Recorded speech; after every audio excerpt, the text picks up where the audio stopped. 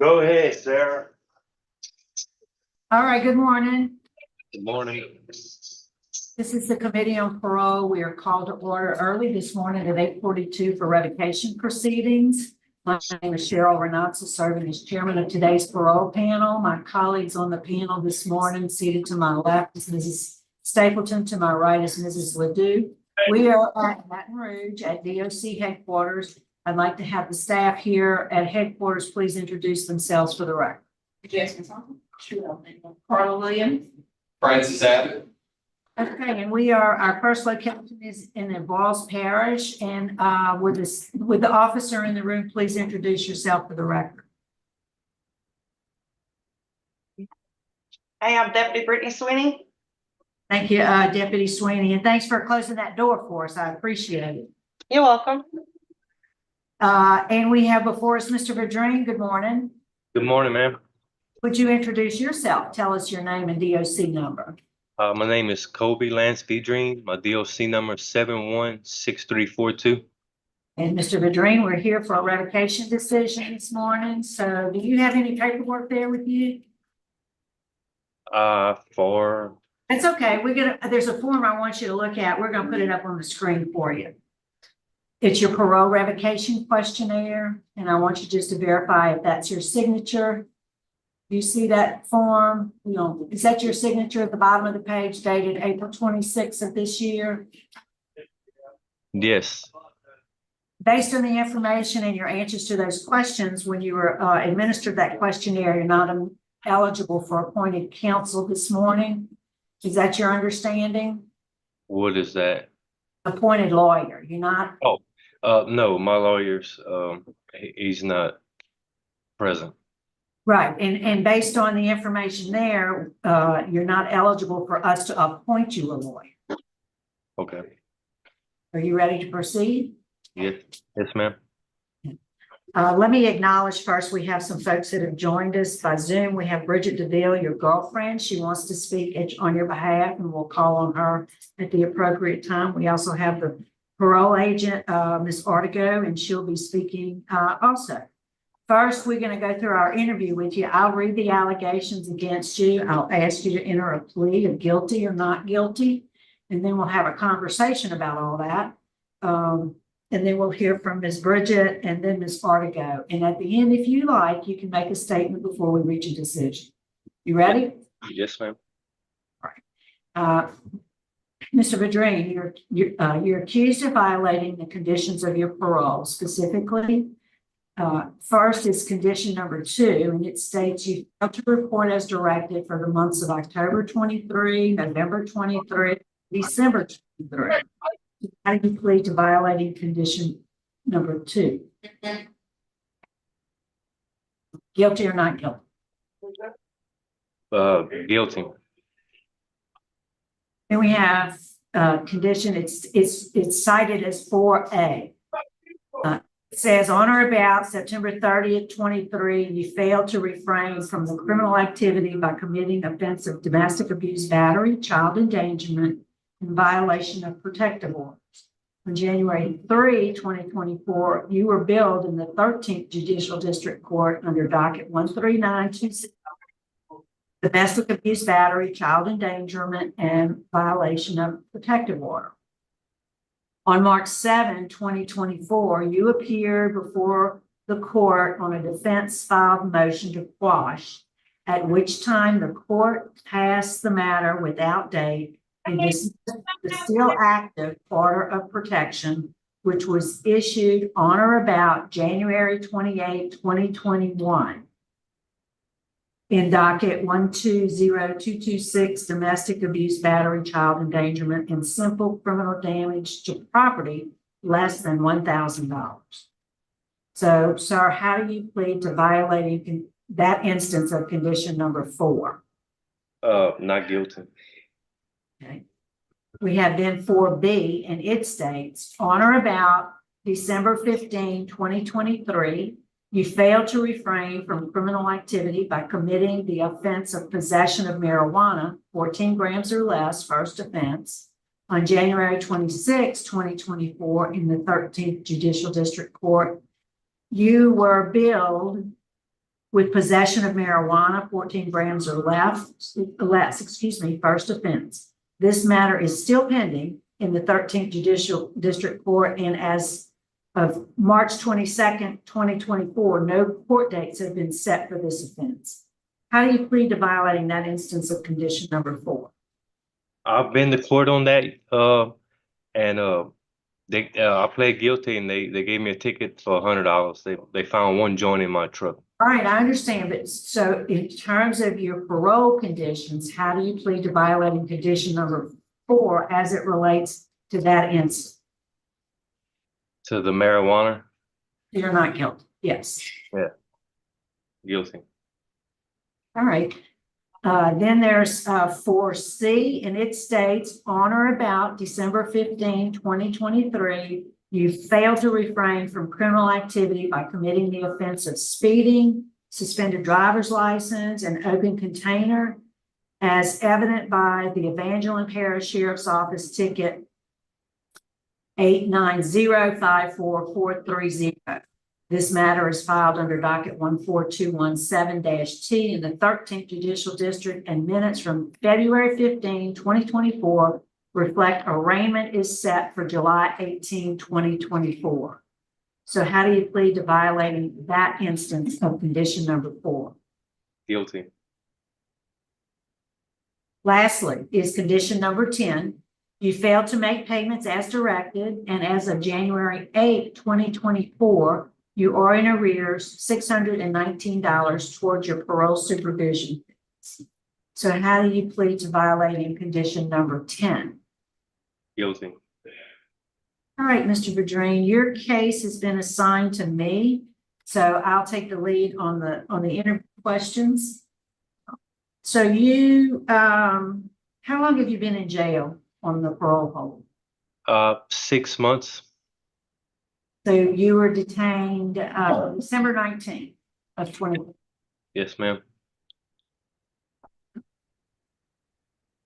So, I reviewed all the information that was provided to us, and it looks as though on your failure to report for the months of October, November, and December, you claim you were working offshore. Well, yes, ma'am. The oil company, I had been working over a lot. They were going through Chapter 13 bankruptcy.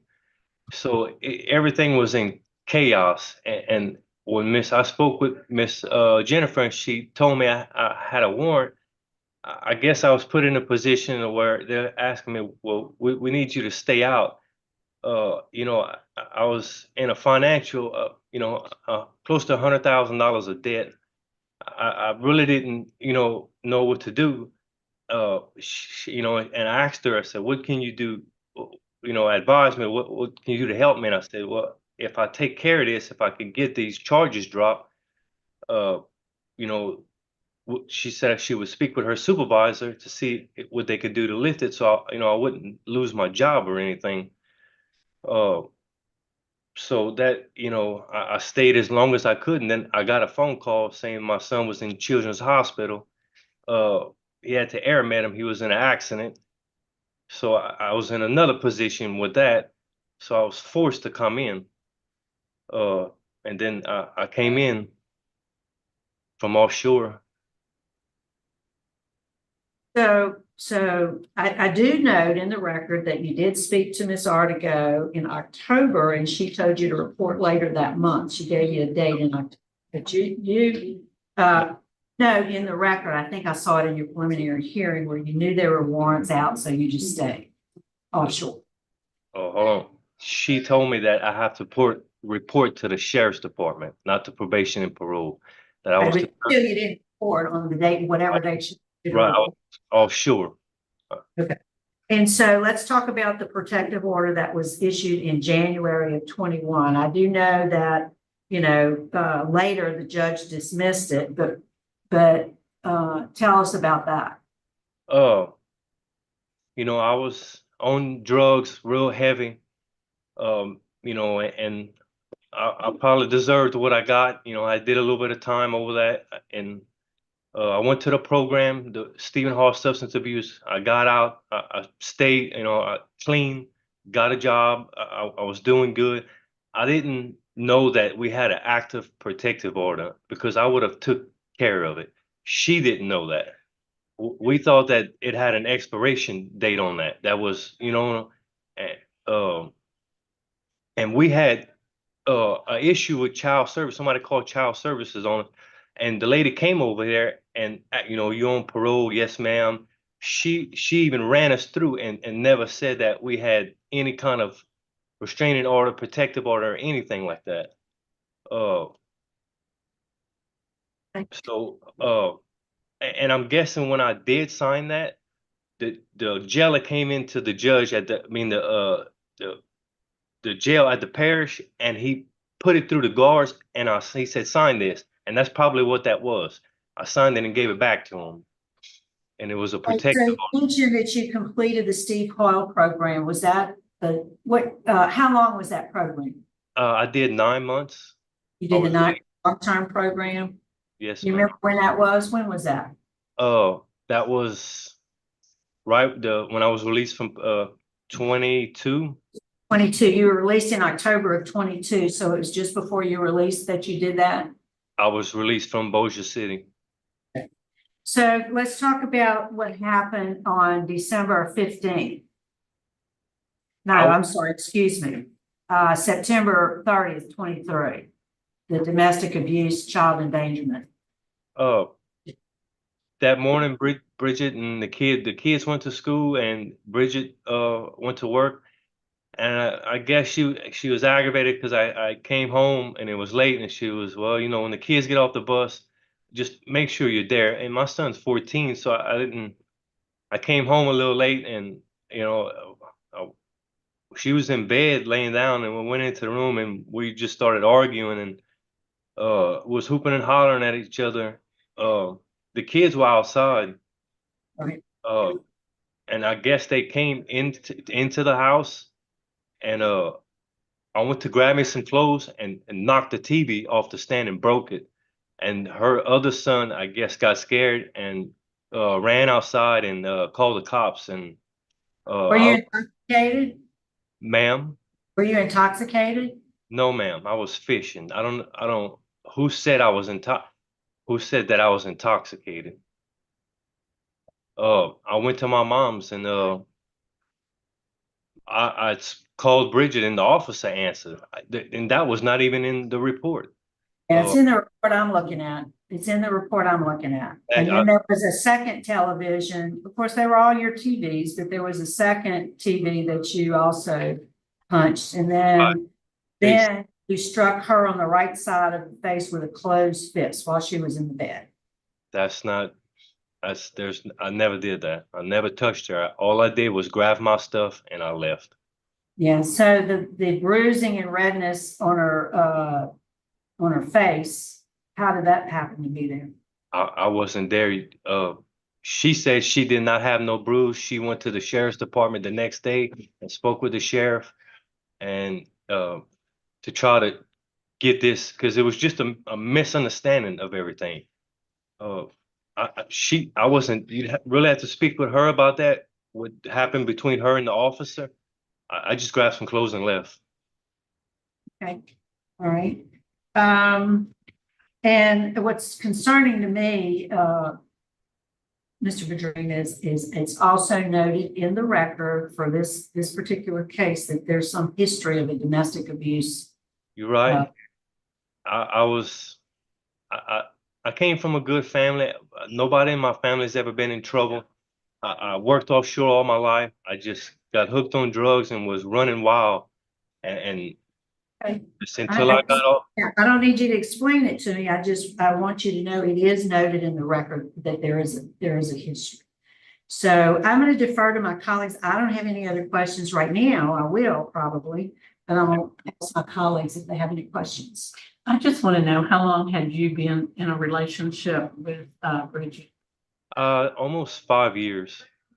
So you do not share any children? We have a 14-year-old son together. So the 14-year-old the 13-year-old who called the 911 was not your son? No, ma'am. All right, that's the question. No, I don't have any questions. All Can right, I ask you a question? what is it? Okay, on my paperwork, it said when we went in there, the court dismissed it, right? And they put in my paperwork to pass this matter without date. I just had a hearing. Well, I wasn't present. The lawyer didn't need me there. They had a hearing, and the hearing, they redid my paperwork, and it says, Bridget's got a copy of it, that all my charges were dismissed, and it's signed by the DA's office and the judge. All Did right. y'all get that? I don't think it's in the record. I don't think I have that. Yeah, But Bridget. she can provide it for us if she wishes to do so. We're going to hear from her now. Miss Bridget, what would you like us to know? She's on mute.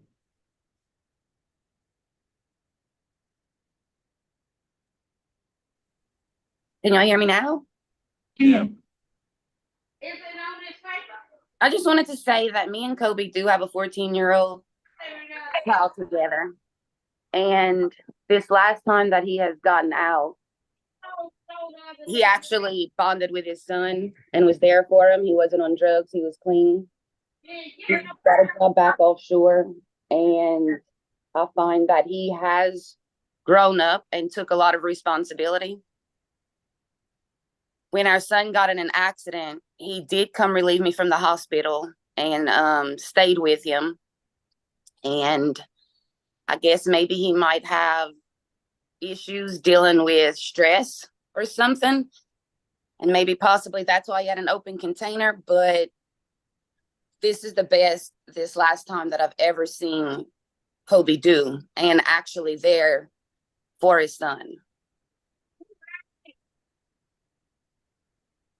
So with regard to the incident in September of last year, the police report that we have does say that you told them that he arrived at the residence and he was intoxicated, and then you heard whatever the rest of the stuff that I told Kobe. I did. And with that particular incident, that's the reason why I did go to the sheriff's department the very next day, is because I did not want to sign any type of paper or anything. And that cop told me that I had to put something on that paper. Right. Then he says, oh, because my son that called was not 13. He's 11. And the officer said, well, your face looks red. He hid this, that. And I'm like, he's like, hold your face up to the light. So I was like, I have nothing to hide. So I said, sure, take the picture. Okay, I do see in the record that, you did sign an affidavit of non-prosecution. We do have that. And we do have pictures. So anything else you'd like us to know? No, ma'am. All right, good. Thanks for taking the time to talk to us this morning. Now do I need, is there any way that I can email? Sorry. Go ahead. She's trying to. Yeah, you can do it at parole board at doc.la.gov. Okay. Oh, excuse me. When- It's parole board at la.gov. We're going to text that to you if you missed it. Okay, thank you. Take 22. That's 23. Yeah, 23. Okay, so I'm sorry. That's fine. I didn't read it. All right, Kobe, we're going to hear from Ms. Artigo now. Ms. Artigo, Good morning. morning. I just for the record, I know Kobe had said earlier, I told him I would work with him if he turned himself in regards to getting him released. However, just like y'all know for the record, we take domestic abuse battery very serious. We do not release the holds. So that was incorrect from what he said, because I would never say that, because domestic abuse battery, especially child endangerment, is a very serious crime. I think it's obvious I'm against his release, and I am, for his revocation. He pled guilty to majority of the conditions. He violated his supervision. Miss Bridget may not be wanting him to get revoked. However, what he did also affected the children. The children, he stated himself, must have been scared and they called 911. My job is probation, parole, public safety, and corrections. I attempt to rehabilitate, but in instances where people can't be rehabilitated, it's public safety. And I think he is a public safety risk to his other 3 victims where he has charges of domestic abuse, battery, child endangerment, and their children. Their children shouldn't have to be part of that. And I feel that if he is not revoked, then another child might fall victim to his aggressive actions. Well, thank you so much for taking the time to speak with us this morning. We do appreciate it. Thank you for the time. Mr. Vidrine, is there a statement you'd like to say to wrap it up for us? Yes, I mean, I would love for y'all to consider, reinstatement. I can go on my days home. I would, I can go to AA classes, or something. My family needs me. It's not gonna change. Something me and Bridget have to work on. You know what I'm saying? It's easy for the parole officer to say, "Well, just revoke him." This woman's never even been to my house since I've been on parole. They approved me to live at that address. I didn't know. I went did the proper things like I was supposed to. I gave the paperwork to the parole officer. They approved me to live there. You know, I can understand if she was doing her job, but she's never even been to my house. I saw her one time in my whole life. This is the second time I've seen her. You know, I've been doing good. I have a job. I need to catch. I was trying to catch up on things. That's my son. I'm gonna always see my son. These charges are dropped. I don't. All right, I understand. I hear what you're saying, but Mr. Vidrine, it has nothing to do with where you live in. I mean, I understand what you say about the protective order. You didn't know it existed. And But in spite of the fact that the domestic abuse charges were dropped, there's clear evidence in the record that some physical abuse occurred. So I think we're prepared to vote. My vote, I find you guilty of violating condition number 2, the 4A instance, and 4B of that violation, as well as the arrearages. So my vote today is going to be to revoke your parole. Sorry, Mrs. Stapleton. I vote to revoke your parole also, and you still didn't hear that parole officer clearly when you said this was between you and Bridget. It is between you and Bridget, and those children are the victims too. That's why we have child endangerment. Children are present during this time of altercation. They are terrified and they don't know that if you're going to hurt them also. So anytime you have children present, they're your victims also. So I'm still gonna go home to my family. I mean, but you would, but you just shouldn't be hitting on your girlfriend. I didn't hit her. There's no proof that I hit her. We're voting. Yes, there is. We have pictures. Mr. Vitrine, as a third felony offender, you're very aware of the conditions of parole and supervision. And I find by the preponderance of evidence that you violated those conditions. My vote is to revoke. That concludes our business in AVOYELLES. We're going to sign off at 9:06 a.m. Oh, my parole, I didn't even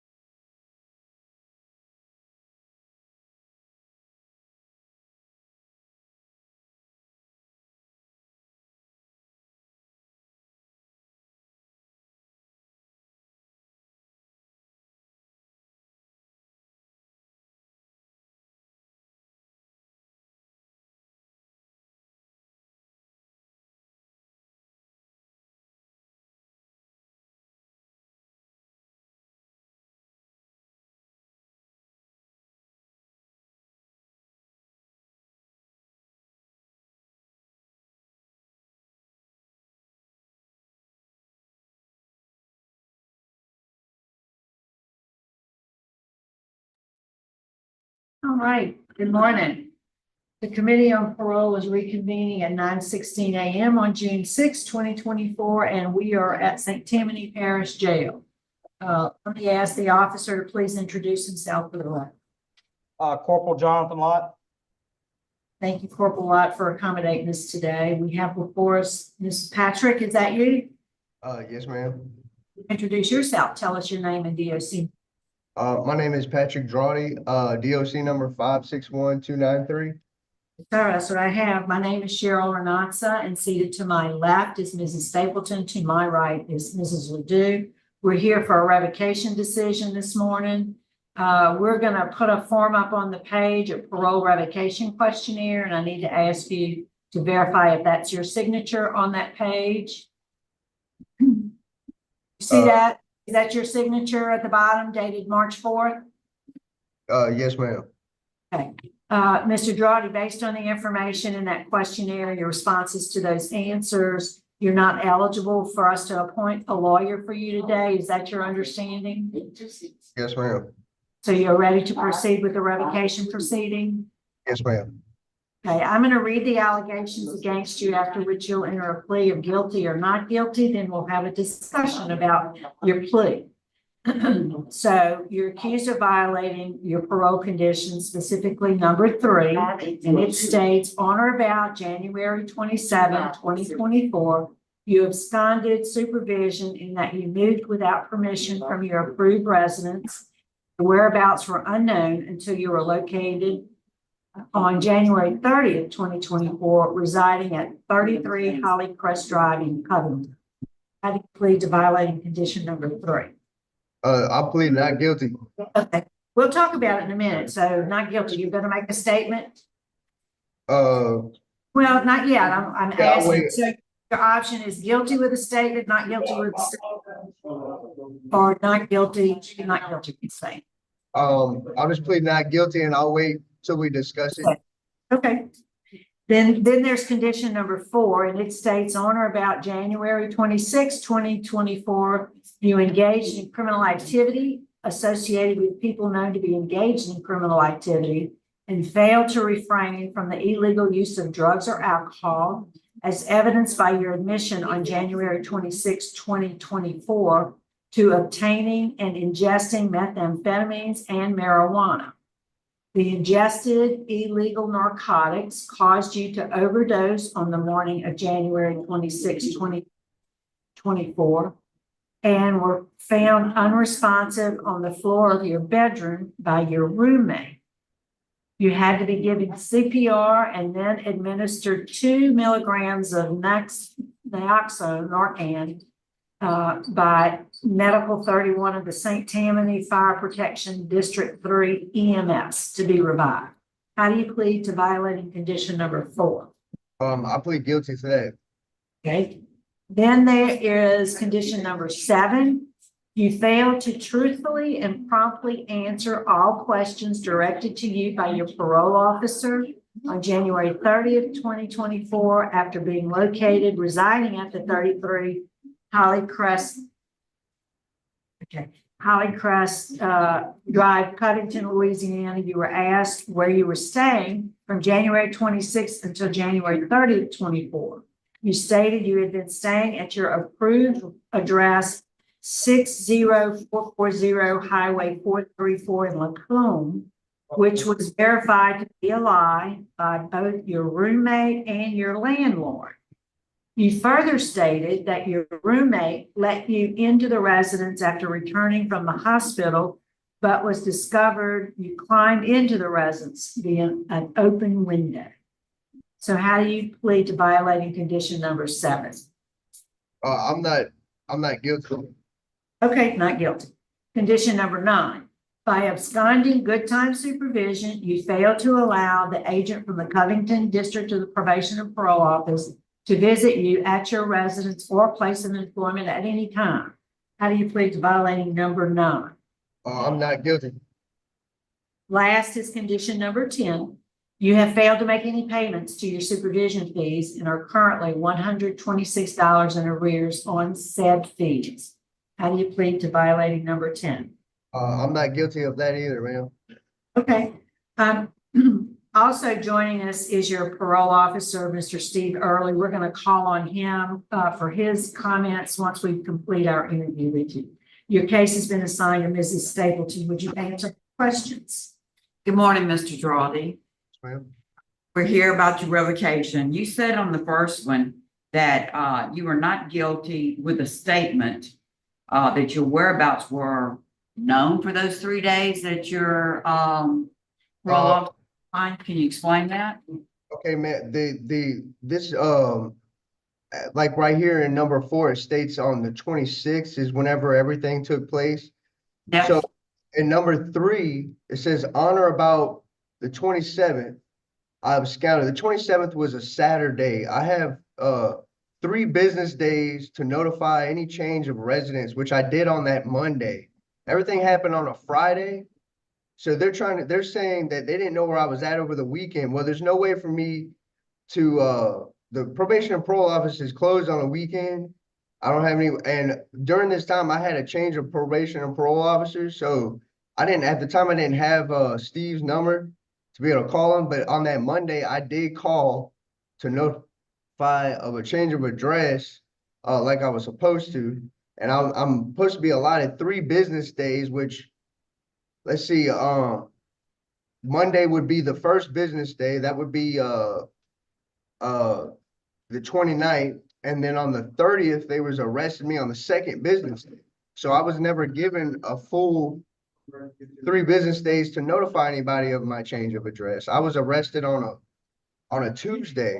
I was supposed to be given Monday, Tuesday, and Wednesday. I did. I called and notified on that Monday. Okay, so I hear what you're saying, and I see what the officer wrote, and he's gonna respond to that directly, okay? Yes, ma'am. He'll be able to do that better than I can. But then we have the 26th. We come to the 26th, and that's where you were, and you pled guilty to criminal activity. You bought drugs, you overdosed on drugs, and you were unresponsive, and CPR was having to give it to you. Yes, ma'am. So that was a violation. Yes, ma'am. I am guilty of that. I was struck. I had relapsed. But I don't see why I wasn't given a chance to go to rehab or get some kind of help. Well, Instead, but you're not supposed to engage in illegal activity. I mean, it's grace that you're on that you're on probation. And while you're on probation, you know about the rules and you're supposed to follow them. So it's not that it's okay, now let's go do this for you. It's that you're not supposed to do it to begin with. So I was doing fine. I did have a relapse, ma'am. It's not like I wouldn't have accepted help if it would have been offered to me. well, hopefully that help's gonna come to you Yes, in ma'am. another setting. Okay, so it was your roommate that said that you actually weren't at the residence where you said you were. Your roommate said no, that was a lie. You weren't there. And that's condition number 7. So you weren't truthful. Is that a lie? Was your roommate lying on you? Yes, ma'am. That is a lie. My roommate just going along with whatever my landlord told him to do. I was in and out of the house all weekend. My landlord, after I overdosed on the fentanyl, before I went to the hospital, my landlord took my keys. I was never served an eviction notice. I was still on the lease. I was in and out of the house all weekend. I was back and forth between there and my friend Steve's house. My roommate was giving me problems getting in the residence because he said that he was instructed by my landlord. But according to Louisiana law, state law says that I'm actually, if I'm not served an eviction notice, I'm still technically living at the residence, but I was having issues getting in and out because I don't have a key. He was having to let me in and out. So I just thought it would have been better for things before, to blow over. I was going to stay with a friend over the So you weekend. really weren't there. Huh? You weren't there because he took your keys. And you know what is funny about all of this? That you know the law so well when you think it's in your favor, but you don't know the law when it's going to go the opposite direction. Ma'am, I'm not trying to twist the law. I was in and out of the house all weekend. They're trying to make an example out of me because they had fentanyl overdoses and deaths at my landlord's residence prior. They made a statement the week prior that they was going to make an example out of somebody. Okay. I'm not trying to I admitted to what I actually did. Okay, let me ask you this one. Okay, so number 9 and number 10. That it says that they are supposed to be allowed to visit your resident and place of employment at any time. That's on the rules. So they can't do it if you're not really there or you're in and out, like you say, and you have no key to the place. That was over the weekend. Okay, all right, so you're gonna get to talk, your officer's gonna talk. And how about you failed to make payments for your supervision? I got around the holidays. Mhm. Everywhere I went to apply for jobs, I was told that nobody was hiring until around the first of the year. Then I finally found a job at 5-Minute Oil Change in Cummington around December. Mhm. All this happened in January. So I never got a full paycheck until the 26th, that Friday, when all this happens, when I finally got my first paycheck from 5-Minute Oil Change. They let me go because of an extensive background check, and I had to haggle with them to finally get my paycheck. So thanks to Catholic Charities, they were paying my rent, and they were also helping me with my registration fees. But as far as being able to pay my parole fees, I had no money. I was able to get money every now and again from doing some work for my friend's mom, like yard work, but it wasn't enough to pay any fees. It wasn't enough to do anything with. So it's not like, I mean, I wasn't planning on paying my fee. I literally just got my paycheck on the 26th, which I still have in my bank account. Number 10, let me interrupt for just a second here. On number 10, Specialist Everly makes an excellent point. You didn't have the money for $126 in arrears, but you had money to buy the overdose narcotics. I do have that. I still have that paycheck right now. Free. They gave you the narcotics for free, or did you have to buy them? I didn't buy those. Okay, you got those for free. All right, well, I'm finished with my questions. Any questions? All right, Mr. Early, we'd like to hear from you, sir. You're on mute. Can you hear me now? Yes, sir. All right. Good morning, ladies. Good morning. If you look at the back of your the packet, there's a letter from Nicholas Transient, the one that revived him that morning, gave him CPR. He found the subject, Mr. DRAWDY, at about roughly 9 o'clock. He found him unresponsive in his room, throwing up. He gave him CPR. They called 911. They showed up. Mr. DRAWDY was very upset because the police had been called. He refused to go to the hospital. I was in court at that morning. I went out to the house right after court, and I told him, you either go to the treatment or, sorry. I said, you either go to the hospital and get treatment, or you're going to go to jail. He elected to go to that Friday afternoon. He went to the Slidell Memorial Hospital. After they came out, they had to give him 2 doses of Narcan that morning. It was methamphetamine laced with fentanyl, we do believe. I followed the ambulance, the med ambulance, to the Slidell Memorial. We got him in there that night. He broke back into the house. A black male brought him out to the house. This is people talking at the house. Brought him back to the house. When I saw him that day, he voluntarily gave his keys up to the landlord.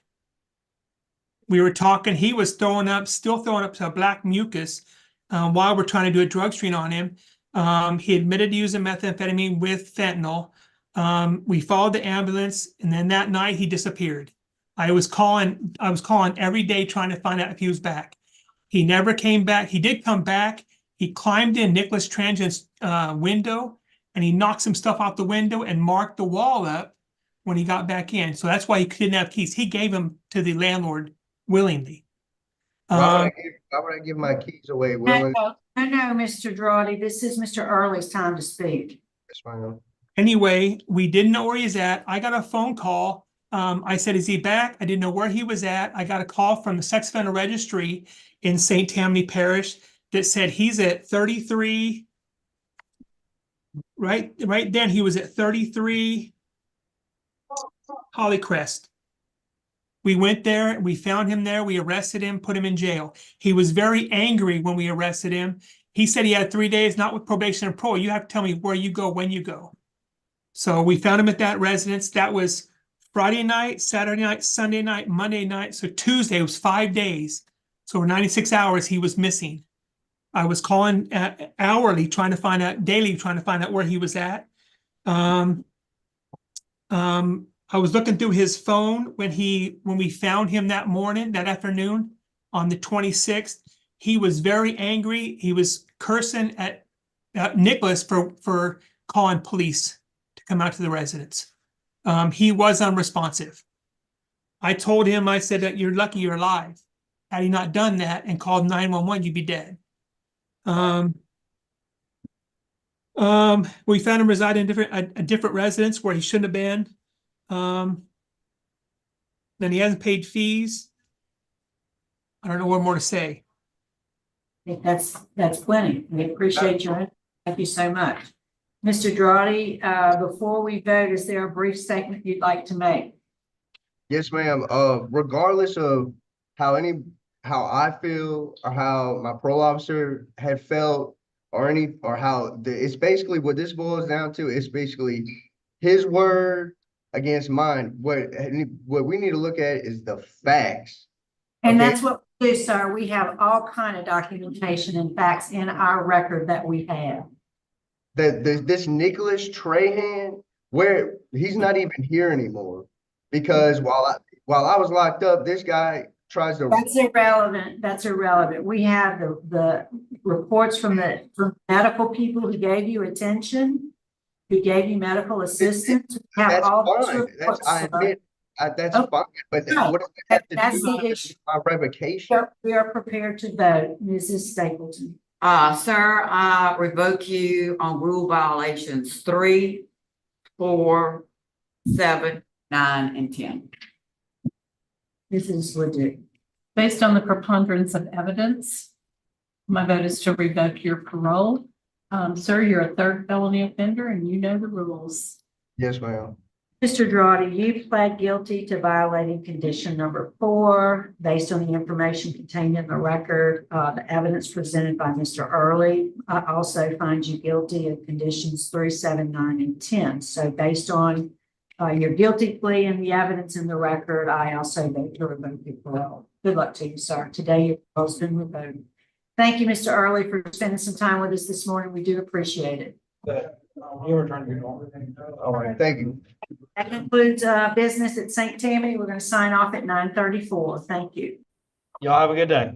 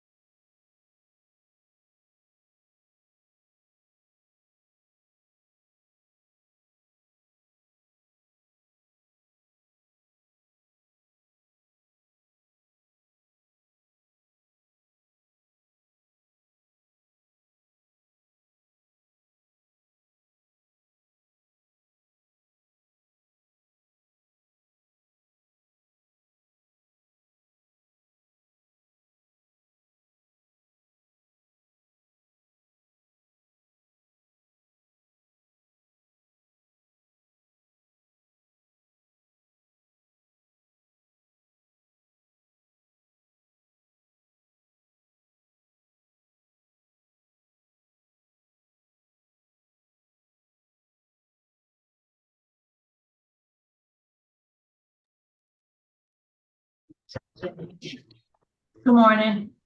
Morning. Parole, we are reconvening at 9:39 a.m. on June 6, 2024. We're at the East Baton Rouge Parish Prison. I'd like the officer, sir, would you introduce yourself for the record? I'm Captain Miles, Chief of Intake.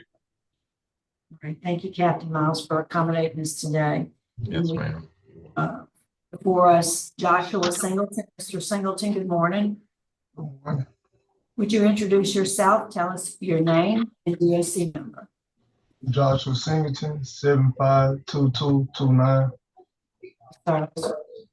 My name is Cheryl Renatza. Seated to my left is Mrs. Stapleton. To my right is Mrs. Ledoux. We are your parole panel this morning. We're here for a revocation decision. We're going to put do you have some paperwork there with you? Do you have a parole revocation questionnaire? Yes, ma'am. Is that your signature down at the bottom of that page? Yes, ma'am. So based on the information you provided in that questionnaire, it was determined you're not eligible for an appointed lawyer. Is that your understanding? Yes, ma'am. So you're ready to proceed this morning? Yes, ma'am. Right. Let me acknowledge that we have your mother, Ms. Tony Singleton, your girlfriend, Ashley Norwood, both who want to speak on your behalf, and we're going to ask them to do so once we finish our questions. Yes, ma'am. First, I'm going to read the violations, the allegations, and you'll enter a plea of guilty or not guilty. Then we'll have some questions for you. Yes, So you're accused of violating condition number 4 of your parole conditions. It reads, you were arrested by the Baton Rouge Police Department December 19, 2023 for battery of a Dayton partner, child endangerment. You were billed for this arrest under DC-24-00588. This bill was dismissed on April 23rd, 2024 per the victim's request, but there is no evidence to state that the incident did not occur or is any different from the police report. The police report also alleges visible injuries were done to the victim in the form of a busted lip. The victim of the alleged offense also contacted the Baton Rouge Police Department twice previously, alleging continuing domestic violence behaviors toward her during your current period of supervision. So, Mr. Singleton, how do you plead to violating condition number 4? Not guilty. Okay. Your case has been assigned to Mrs. Ledoux. Would you answer her questions, please? Yes, ma'am. Good morning, Mr. Singleton. Just for the record, are you a third-class offender? A third-class offender? I don't think so. Okay. Your master prison record reflects that you're a third-class offender. Have you been on supervision previously? Parole? No, Yes. ma'am. No, ma'am.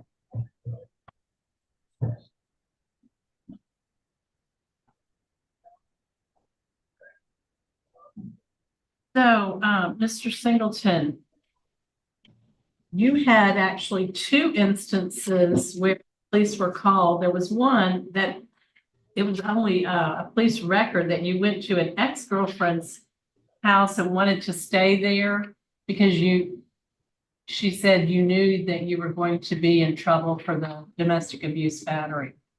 Do you recall that incident? No, that incident, that's not true. Okay, so did you go to Texas to pick up your girlfriend whenever she went to Texas with her family? No, ma'am. Okay, so I find him. I never been out the state since I've been released.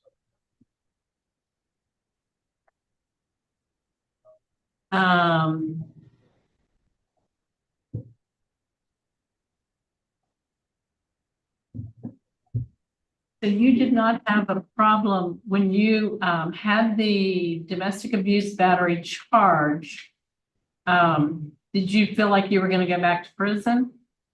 So, can you repeat the question? When you had that domestic abuse battery charge filed against you prior to it being dropped, did you think you were going to go back to prison? I mean, I didn't know of the charge before I was arrested. I didn't know, that I was charged with that before, the arrest. But I mean, after they told me that I had a warrant, I knew I was going back to jail. After I was told about the warrant. Who told you about the warrant? My lawyer. Your guardian, My lawyer. lawyer. Okay. So were you in custody at that time when your lawyer told you you had a warrant? No, my lawyer was getting ready to make I forgot what they called it, but they was trying to get in touch with someone so they can turn me in with my lawyer being present.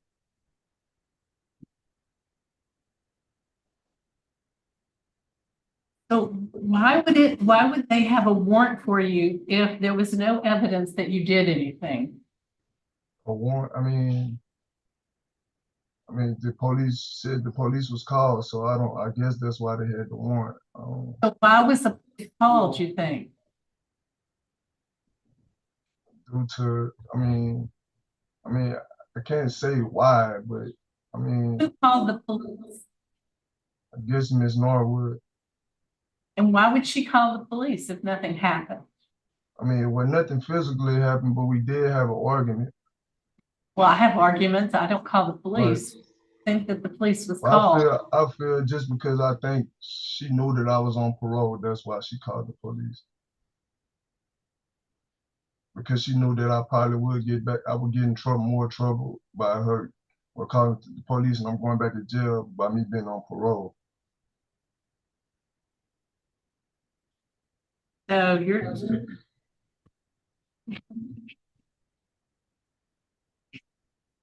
Okay.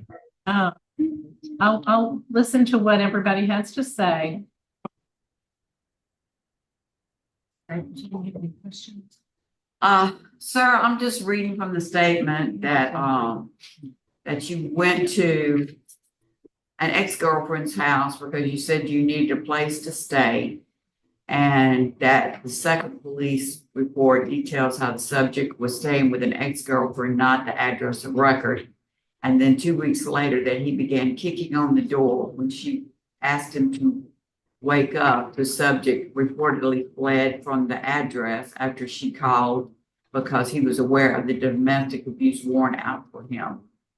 The subject was then arrested following a short standoff on 12/19/23 at the third address, which was not his address of record. So what happened? Was there a standoff? Were you at a different address? Is that returning? A standoff is considered me being with a firearm towards, the police. That's a standoff. I never brandished the firearm, never possessed the firearm, never. You just refused to come out. I had no access. No, I came outside when they acknowledged and said who they was. I contacted my lawyer first. Okay. And the lawyer told me that it's best for me to go outside, and I went outside and I turned myself in. That may account for the word short standoff, that it was a short, in their eyes, a standoff, because police on the other side of the door, they don't know if you're getting a gun or if you have a gun. Yeah, I never. Attorney at the time. That's what you were saying, just getting legal advice. And then you went. That's the only thing I did. I never had a standoff. It never was a standoff. I never brandished the firearm. They never got a firearm from me or off of me. Okay, in the presence of the house. Seems like there was a lot of problems with all this domestic violence and back and forth between girlfriends and stuff. So I don't have any further questions. Let me ask you a question, Mr. Singleton. You mentioned your lawyer a few times this morning. Did you expect a lawyer to be present for this proceeding? No, I knew my lawyer wouldn't be present for this. No. Okay. So you're ready to continue on without your attorney? Yes, ma'am. Okay, I just wanted to be sure. Because that attorney that you had you hired him, right? Can you repeat the question? When you called, you mentioned that you called and came to whatever was going on to the house. You had hired that attorney, right? Yeah, they represented me for okay. this case. Something. I got it. Okay. So we're going to hear from the folks who have joined us today. First, we'd like to hear from your mother, Ms. Singleton. Good, good morning. Morning. Go ahead, ma'am. I'm here for support and of my son. I just want to say, like, if this is resolved today and he is released, the goal is to get him out of Louisiana and to get him to Houston, where I stay. The judge has granted that he can have out-of-state parole and have his parole transferred to Houston, where I'm living. I do know that the condition with the charges being dismissed, since they have been dismissed, that he has to take a class that's a 6 months class. So the goal is to get all of that set up, get him enrolled in the class, get everything taken care of, and get him transitioned from Louisiana to Houston. I've listened to some of the things that were said about the ex-girlfriend and going to her house and pounding on the door and stuff. And I'm familiar with that young lady, and I have like text messages and things on my phone from the young lady about things that she said she was gonna do out of spite because she knew his situation, and she was mad because he was no longer in a relationship with her and now currently in a relationship with Ms. Norwood. So I think that she was calling the police and saying things out of spite in order to get him locked up and in trouble, which I don't think is fair. But you know, we have people that react and do things because they feel that their feelings are hurt or someone has wronged them. That's beyond any of our control. But my goal really is to get my son out of Louisiana, get him to Houston, give him a fresh start, help him gain meaningful employment, complete his parole, complete his classes, and go on to be a productive citizen. That is my overall goal. Yes, ma'am. Thank you. Thank you for your support of him. Could we hear from Ms. Norwood? Good morning. I just want to say that I'm here in support of Joshua. A lot of things did transpire that night, and that young lady that you all are speaking on, I have had several incidents with her, involving her, just her and I personally, because Josh doesn't typically involve himself in that. And at that time, I was really going through a lot personally. And I had found out some things about them possibly messing around. And at that moment, that the night that I called the cops, that was mainly out of spite because I felt a type of way about me hearing things about him and the ex-girlfriend. So I did take advantage of his situation in that moment. And I regret that I never wanted Josh to go to jail or any of this to happen. I'm in support of him, you know, moving and changing his people, place, and things and bettering himself. And I regret my part on falsely, you know, taking things as far as I did when I didn't have the right to do that. Despite me feeling a type of way about the ex-girlfriend and what I had heard, I had no proof of, you know, them talking or anything. But like I said, prior to that, I, you know, have had some encounters with her. So it was just a lot going on, and I have personally sought therapy for, you know, the things that I feel like I was going through at that moment. And it really had nothing to do with Joshua because he had just come home. So I was just taking my anger out and acting off of emotions that particular day or that time. Did you go to the hospital for injuries? Yes, I did, because like I told the DA, I did have an injury to my mouth due to me the day that that incident happened. Joshua had separated himself from me that entire day. So I was already texting him, you know, feeling a type of way. And then when he finally did come back around, I was still angry at the moment. And in the midst of me leaving and things like that, we were arguing, and I pushed him, and he was trying to, you know, move me out of the way. And I was at the time staying with him. So I had all my things in his room. I end up tripping over something, and that's how I got the injury on my mouth. I hit the side of the bed. And that you were night. so angry that you got your 6-year-old dog up and walked out cold to leave that residence over just an argument. Yes, I did. Okay. All right, well, thank you, Ms. Norwood. We appreciate your input. Joshua, is there anything else you'd like to say to us? Yes, ma'am. Like I said, I want to say, like, I don't personally have anything against females at all. I was raised around females my whole life between my mom, her mother, and her sisters. So I respect women. This domestic thing, that's not me. That's not my motive, vendetta. Like, I don't have anything against women. That's my pride and joy. I love my girlfriend to death. I love my mother to death. I love my grandparents. I love my grandmother, her sisters. And like I said, a lot of people do see things in me that I don't see. And I do feel like I was taken advantage of in this situation. But that's all I want to say. Thank you. All right.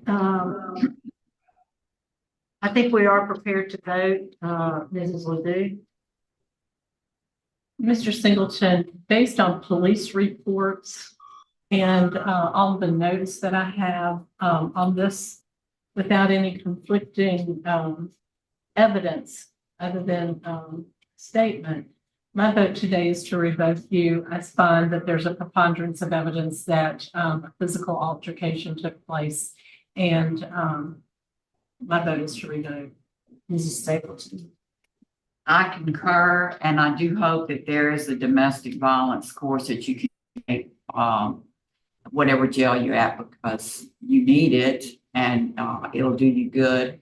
So I concur with Ms. Ledoux.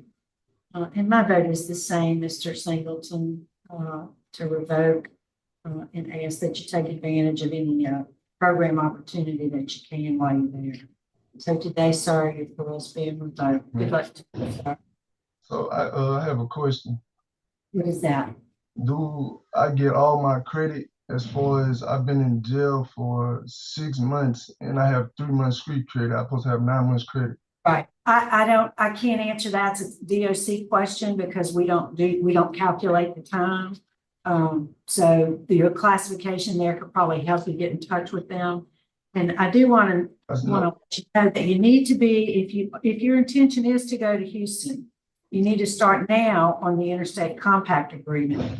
It's this board that allows you to go to out of state, not the judge. So see, start working. Another thing is with the credit, is like no way that I can get no one to, I know that's hard. No one's going to be able to help me get that credit because I don't go to court anymore. Usually when you get court credit, they say it in court and it's on the record as far as like they're giving you that credit. So it's actually a matter of law as far as your street credit and your earned compliance credit. So the DOC calculates that for you. So after today's proceeding, that's what they will do. They'll calculate your time. But I didn't see a lot of people. Master prison record. You will. We'll make a note that you're inquiring. Yeah, I'm just saying because I see a lot of people go through DOC and they don't get their credit. I understand, and we're going to make a note that you're asking about it. That concludes business, I believe. Does that conclude our business? Oh, I'm sorry. We have one more at East Baton Rouge.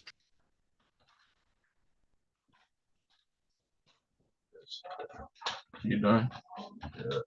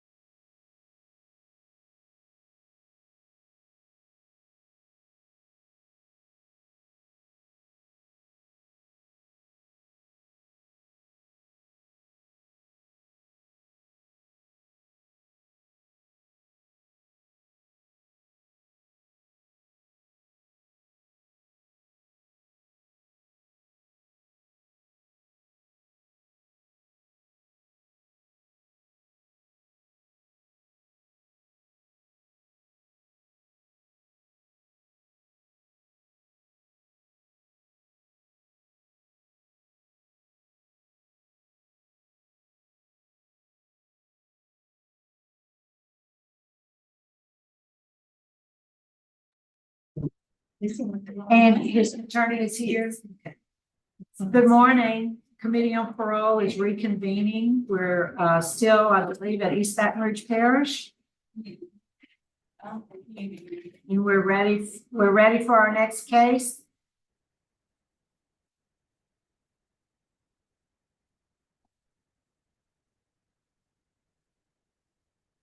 Donato. Good morning. Good morning. So they actually took him back because he wasn't on the list that they sent us this morning. So they're bringing him back now because we saw him in waiting.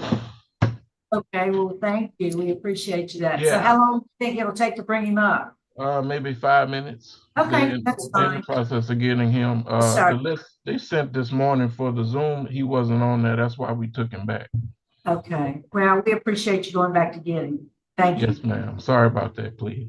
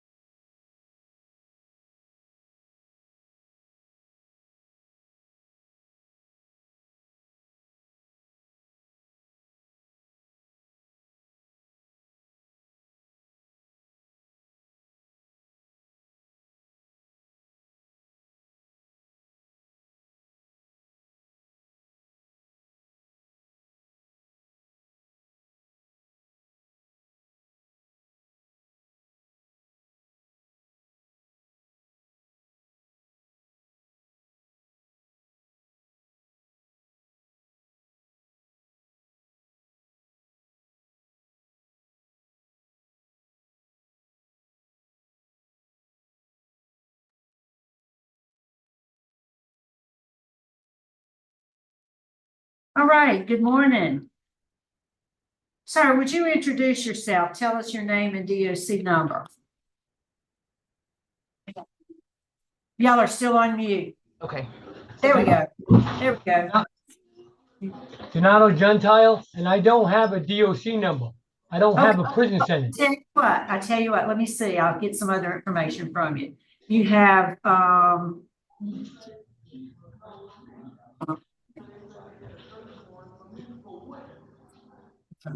Right here. hang on, Mr. Gentile. I got our records. Look, date of birth 12. What year were you born, sir? 12/30/74. All right, and what are the last four digits of your social security number? Do you know? 6483. Yes, sir. So your DOC number, according to our record, Mr. Gentile, is 610610. Okay. Now, let All me. right, wait, hold on, sir. I know you got some things to say to us, but I got to take care of some business first. We have here with us in the room, Mr. Gentile, Mr. Scott Collier. He's your appointed lawyer. Do you still want him to represent you today? No. You've met with him before, and you have to have, based on your, according to our records, we are required to provide you with a lawyer. All right, ma'am, you're also required to know I do not have a prison sentence. The only sentence ma'am, Yes, please sir, listen. we're not here for that discussion. I think you. Ma'am, how is it not to There be is discussed? obvious a misunderstanding. I'm on that form though, that I'm filing a lawsuit on you. It's in the courts right now. I have no sentence. I would like to please respectfully. We will let the courts decide You are wrong. that. You are holding a man hostage. I am held kidnapped. I do Gentile. not have a sentence. So before I get rude, you keep pausing it, muting it all you want. They can still see my mouth. Okay, I have no sentence. All right. Goodbye. All right, thank you, sir. Thank you. He has to stay until we make a decision. Yeah. All right.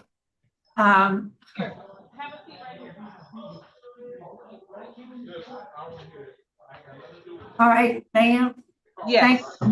What we are do is we're going to order that the DOC move him to a mental health unit at Hunt. Oh, go see about And we'll continue this proceeding pending that evaluation. Yeah. Okay. Okay, so you can, we'll send that order on. Yeah, Did you understand that? he stormed out of the room, so. Yeah, that's okay. And we appreciate you going to get him. And we understand he has some lack of understanding of everything. So we're going to try to get him some help. I think now that concludes our business in East Baton Rouge. We're going to sign off from there at 10:13. Thank you so much, sir. You're welcome.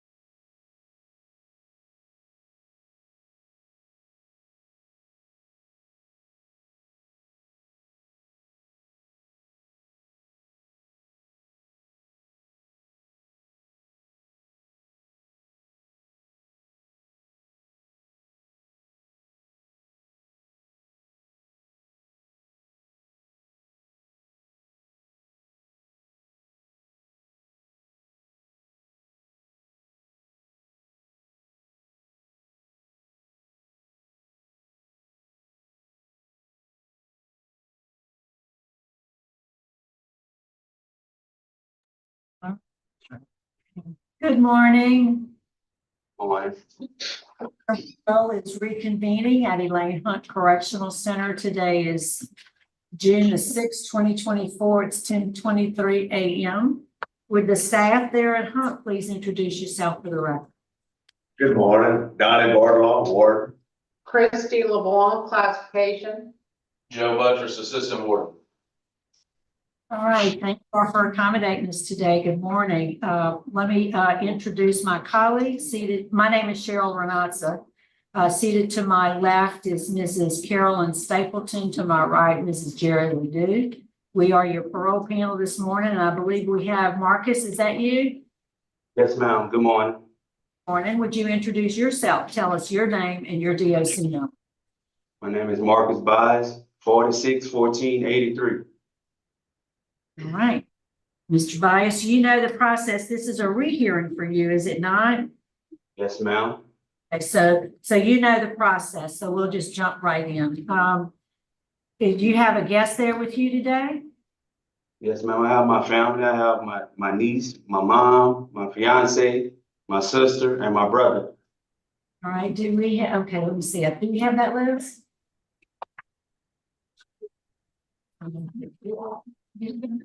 Oh, wait, here we go. I got it. Yeah, Janetta Bias, your mother, April Tolliver, Tamiko Bias, Morkel Bias, Shanaja Bias. All who are there. Thank y'all for being here today. It's my understanding that nobody wants to speak. Yes, ma'am. Okay. Well, thank y'all for coming. We appreciate your presence. All Yes, right. ma'am. Marcus, you're classified as a 4th felony offender. You are currently serving a 15-year sentence. You were originally sentenced in July 18, 2019.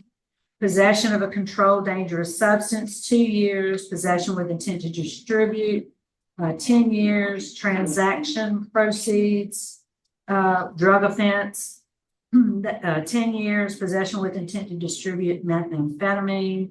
Oops. And then as a habitual offender, possession with intent to distribute a controlled dangerous substance, a 15-year sentence. Those sentences are running concurrent, so it's total of 15 years. You have a parole eligibility date, which was September 1st, 2022. An adjusted good time date of December 5th, 2032. Full term date is November 30th, 2033. Is that information correct? Yes, ma'am. You were denied in 2022. Yes, I was. Parole committee, and what I noted in the record, it was because of law enforcement opposition. Is that right? Law enforcement issues. Yeah, it was the reason for the denial. Opposition, I said. If I said issue, I meant law enforcement opposition. Oh, yes, ma'am. Your case this morning has been assigned to Mrs. Stapleton, seated to my left. Would you answer any questions she may have? Good morning, sir. It's very nice to see the family there in support of you. What classes have you taken since you've been there? Because you have a history going back to 2001 of drug use and possession with intent to distribute. Goes back a long, long time. Can you tell me what you've been doing there to try not repeat this? Yes, ma'am. I've been I took a 100-hour pre-release.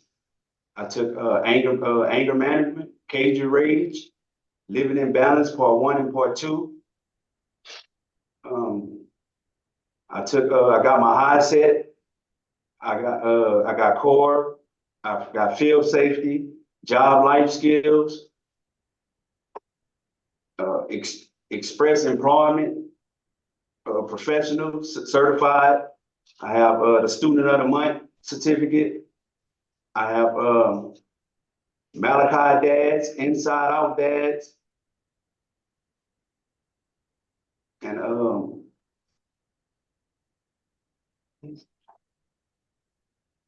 I'm currently in victim impact. I'll be finished with that in 2 weeks. Victim impact, that's very good. Yes, ma'am. When did you start taking the classes, sir? As soon as, ma'am. Oh, I'm sorry, I interrupted you. I was gonna say, when did you start taking the classes? Oh, I started taking the classes in June 6th of last year, 2023. Whenever I got shipped from Riverbend Detention Center. Soon as I made it to Elaine Heights, I went in transition to better myself as a man and a human being. That's what I noticed, that the dates actually started, like you said, in 2023, and then they've come forward to 2024. So what changed in your mind that made you want to take these classes and focus on what you needed to do better when you do get out? Quite a few things, ma'am. By being incarcerated these 5.5 years, became the best years of my life. The reason for me saying that, because it helped me find out who Marcus Byers really is. Thanks to God, to these rehabilitative programs, it helped me find, I'm sorry.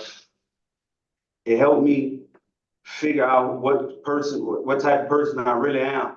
And it showed me that I'm ready, that I got a purpose on this earth and I'm ready to fulfill that. And also, I realized how I affected my community and my family and my 6 children. And I'm tired of living that way, man. And I know I'm not getting younger, I'm getting older. And life is too short. What is your age now, Marcus? I'm 40 years old, ma'am. You're 40 years old. Yes, ma'am. When did you first start doing drugs, using drugs? Probably at 19. About 19, so about 20 years you've been using drugs. Now you have a lot of convictions that's possession with intent to distribute. How did that come about? Being immature, ignorant, and selfish. So you were willing to sell the drugs also? Yes, ma'am. So there's a lot of victims. I mean, you know, that they talk to you in victim accountability about the ripple effect of your actions. Well, you've got, like you just said, your family, but then you've got society going in the other directions that causes that ripple effect with intent to distribute drugs. If you just were taking yourself, then you'd have just your family that'd be heartbroken over the situation and your children. You've got 6 children? Yes, I do, ma'am. What are your children's age? 20, 19, 17, 14, 10, and 8. You've got every reason in the world to turn your life around and be a good role model. And I see that you took the course for dads. You've taken some very good courses that everybody, you know, talks well about. But like I said, you served like approximately 1/3 of your sentence, correct? Of a 15-year sentence. 5.5 years, you served about 1/3 of your sentence. And I also see that, as far as I can tell, you're an excellent inmate. You write up some, I didn't see any. Is there any write-ups for him, Morton? No, ma'am, no. None.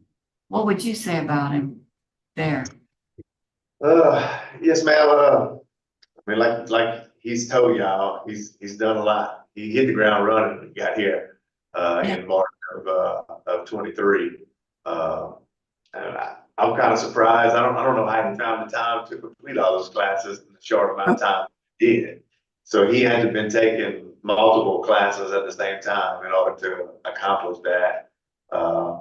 While he's been a tier walker for our mental health inmates, so he's been assistant as well. So he's done a lot, and it's actually kind of impressive how he was able to complete that much. I don't think he mentioned he got his high setting here as well. So he's been doing really well. So you're a tier walker for the mental health unit, sir? Yes, I am. Takes a special person. How do you feel about that? Work with people with mental health problems. Like I said before, I know I was put on this earth to be kind and compassionate to everyone. Yeah.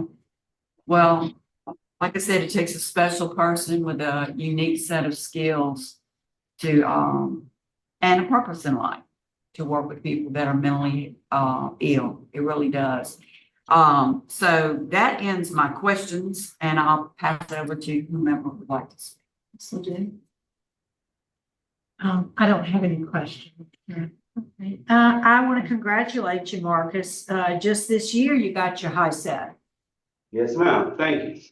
February, I see that. So congratulations. I know that makes your family proud. You mentioned that I said that you were denied parole in 2022, and it seems as though that kind of made something click in your head. Because right after that is when you got moved there to Hunt, and then you hit, as Warden said, you hit the ground running. And you yourself said you're trying to figure out, or maybe you figured out your purpose on earth, and you're trying to figure out who is Marcus Bias. Tell us who is Marcus Bias, and what is your purpose? Well, I know I'm a good person, and I'm here to fulfill that now. And I was just being ignorant at a young age, didn't realize, and I finally understand what life is about. And I know I have kids that's waiting on me, and ready to make amends to my community too, as well. And the person that I become, I really think I am the person that I've been looking for a long time. I've been lost a long time. Now I found myself, and I thank Elaine Hunts for that. Have you managed not to have any write-ups? By staying focused and being determined to get my life together and stay on the right track. Okay. So do you have any pending charges out there? No, ma'am. Okay. You have a lot of prior drug charges. So you were a user and dealer at the same time, both? Yes, I was, ma'am. What was your drug of choice that you used? Marijuana. Nothing heavier than that? No, ma'am. Interesting. You drink alcohol? Special occasions. So you don't think you have a drug problem yourself? Yes, I do, ma'am. That's why I took AA and NA. What did you learn? I learned the 12 steps of recovery, and I learned from other people's testimonies that we speak in the class, and how we can help each other overcome those obstacles in our life. The first step I learned that admitting that I was powerless over my addiction, that my life has become unmanageable. What's the step number 5? Step number 5, admitting to God, to myself, and to another human being the exact natures of my wrongs. All right, you. How do you plan to stay clean and sober? By going to work every day, being around my kids, get married, and live a successful life from here on out. What kind of job skills do you have? I'm a level 1, level 2 inspector for offshore pipes. I'm a concrete finisher. I know carpentry work. I know a little plumbing work, and a little electricity. What kind of job did you have before you came to jail? Which one? I was at the time I didn't have a job at the time, ma'am. So that's how you made your living dealing the drugs? That's how you supported your It's, No, some of it like that, but I had a job, but it was just like, it was temporary. It wasn't consistent. so how did you come to get the certification or whatever you have for the pipe inspector offshore? When at a job that I was working in New Iberia, Louisiana, at High Tech Tubing, I was working for them, and they paid for my certificate and stuff, to get the level 1, level 2 inspecting job. I asked that question because that seemed to be that would be a pretty good, nice paying job, but then yet you still continue, I guess, to deal the drugs. That didn't pay enough money. No, ma'am, I had lost the job because I didn't have no more transportation at the time. I had lost my job. All right. Why do you think we ought to consider you? Considering the fact that you're a 4th felony offender, as we said, you have quite an arrest history of other drug charges. Tell us why you think we ought to take a chance on you. Because I realized the harm I done caused to my community, and I take full accountability for my actions, what I have done in the past. I'm not that immature, ignorant, selfish person anymore. I'm a matured and rehabilitated man. And I want to apologize for not being a good role model to my community and to my 6 children. And I'm ready to show that I could be a productive citizen, and and ready to make amends to them and show them that I can be a man worth following. Before you came to jail, and any children who were minors, were you paying child support? I was on child support, yes, ma'am. Were you paying it? Not at the moment, but when I had a job, I was paying it. What's your transition plan? If you were successful, tell us where you would live, where you would work, how you would stay clean and sober, and what community service work would you do? Where I would be living in Carencro, Louisiana, with April Tolliver. That's my fiance that's here today. And I would be working at BNN Transformer Construction with my brother. He's the owner of it, and he also here today. And I would be going to work every day, and I would be a volunteer helper to help the elderly, and I would hope my testimony can help the youth too as well. And I will continue my sobriety with AA and NA. Do you still do AA and NA there? Yes, I do, ma'am. How often do y'all meet? Tuesdays and Thursdays. Twice a week? Yes, ma'am. I don't know if it was mentioned today, and I'm sure it was during your last hearing. There is opposition to early release consideration for you by the district attorney's office, the sheriff's office in St. Tammany. So you need to be aware of that. There's not a whole lot you can do about that, but you need to just know it's there. Is there a statement? Warden, anything else you want to add? No, ma'am, that was it. Thank you. Mr. Byers, what would you like to say to us before we go? I would like to thank you for giving me this opportunity to come back up on the parole board to share my accomplishments. And I would like to apologize to my community and to my family and to my children for my behavior, what I have caused in the past. And I'm ready to show them the better version of me to start this new chapter in my life. Thank you for letting me share. All right, thank you, sir. I think we are prepared to vote. Mrs. Stapleton will be voting first. Sir, you really have done well recently. The classes that you've taken, certainly the things that you say are all the right things to say.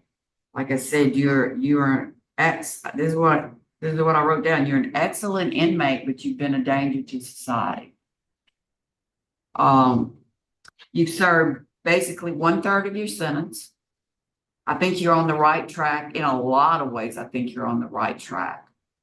I think you need more time to continue on the right track so that when you get out, you will be able to make it in line. So today, my vote is going to be to revoke. To deny. I'm sorry, to deny, please. I'm sorry, please forgive me.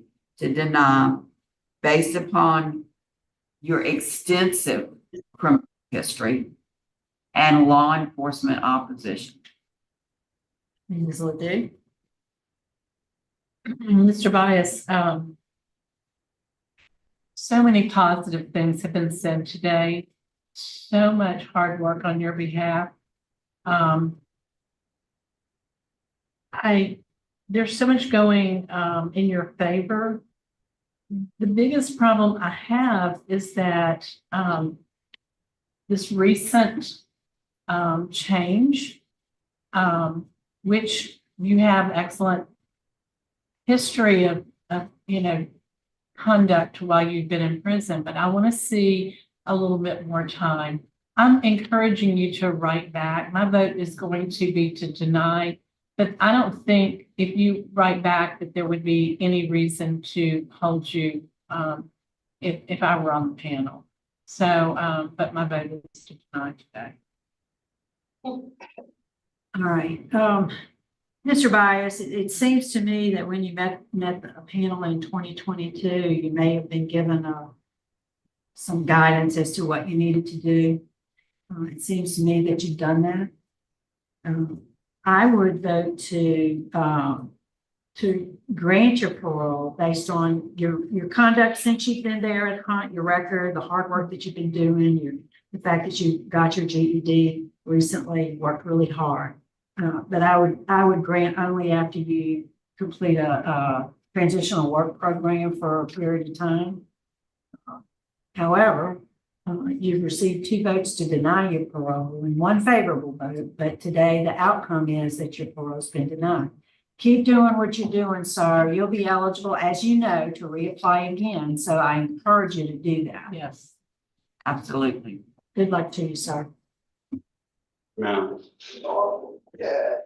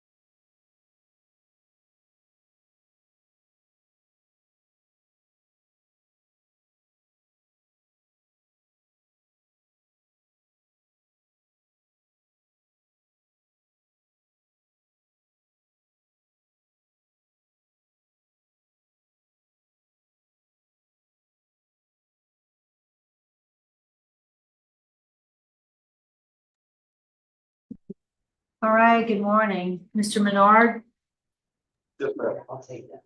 would you introduce yourself? Tell us your name and DOC number. JONAH MENARD, 380-884.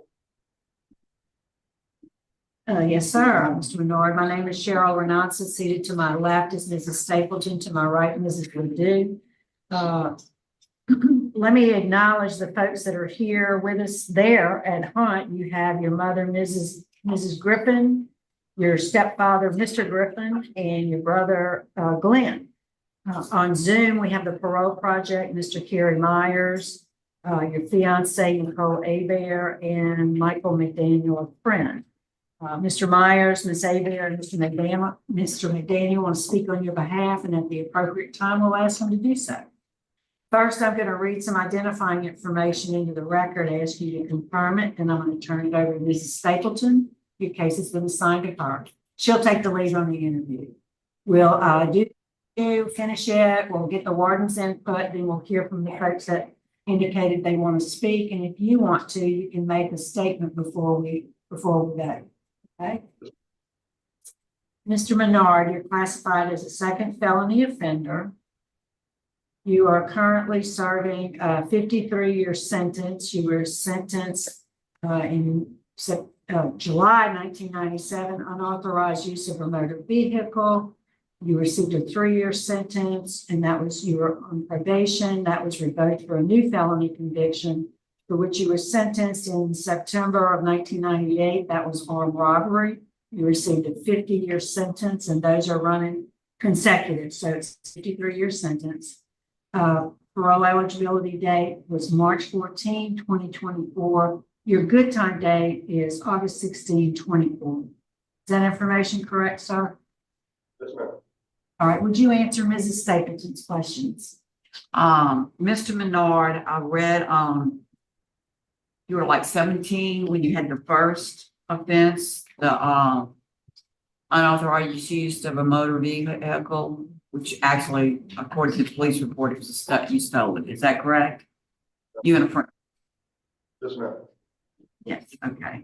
So then you put in jail for that and you were on probation, and then you had the second offense, not much longer, the armed robbery. Is that correct? Within the year? With another? Yes, ma'am. The way I read it was that, we don't have the victim here. And we don't have the hospital report, so about the injuries, but that the victim was seen walking on a gravel road and the victim was nude.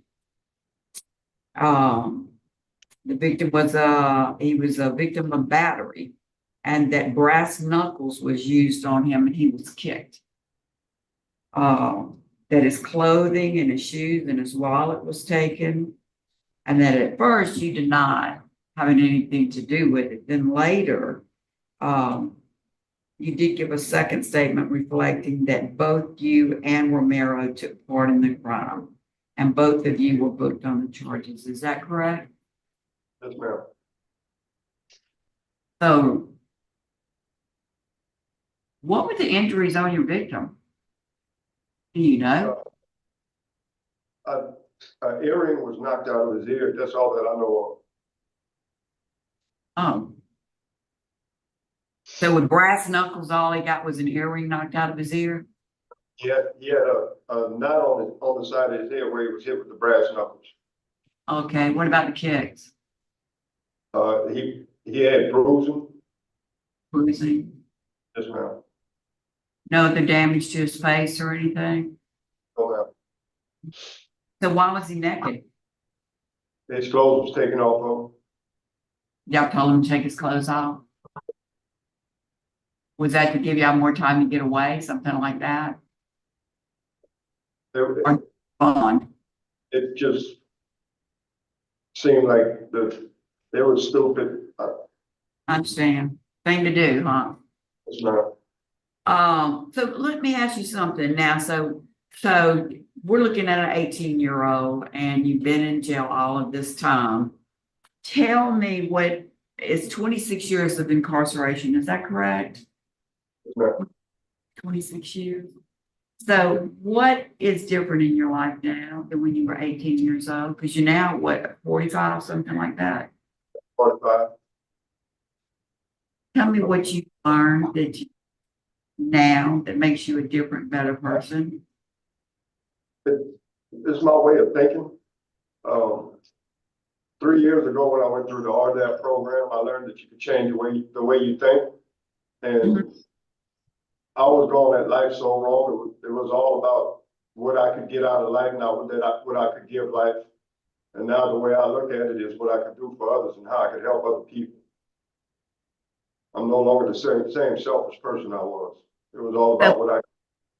So for the first 23 years that you were in jail, are you saying that you really weren't, you were still thinking about yourself and just, I don't know, getting out of jail and beating the charge and really not about anything else except that? Is that for 23 years?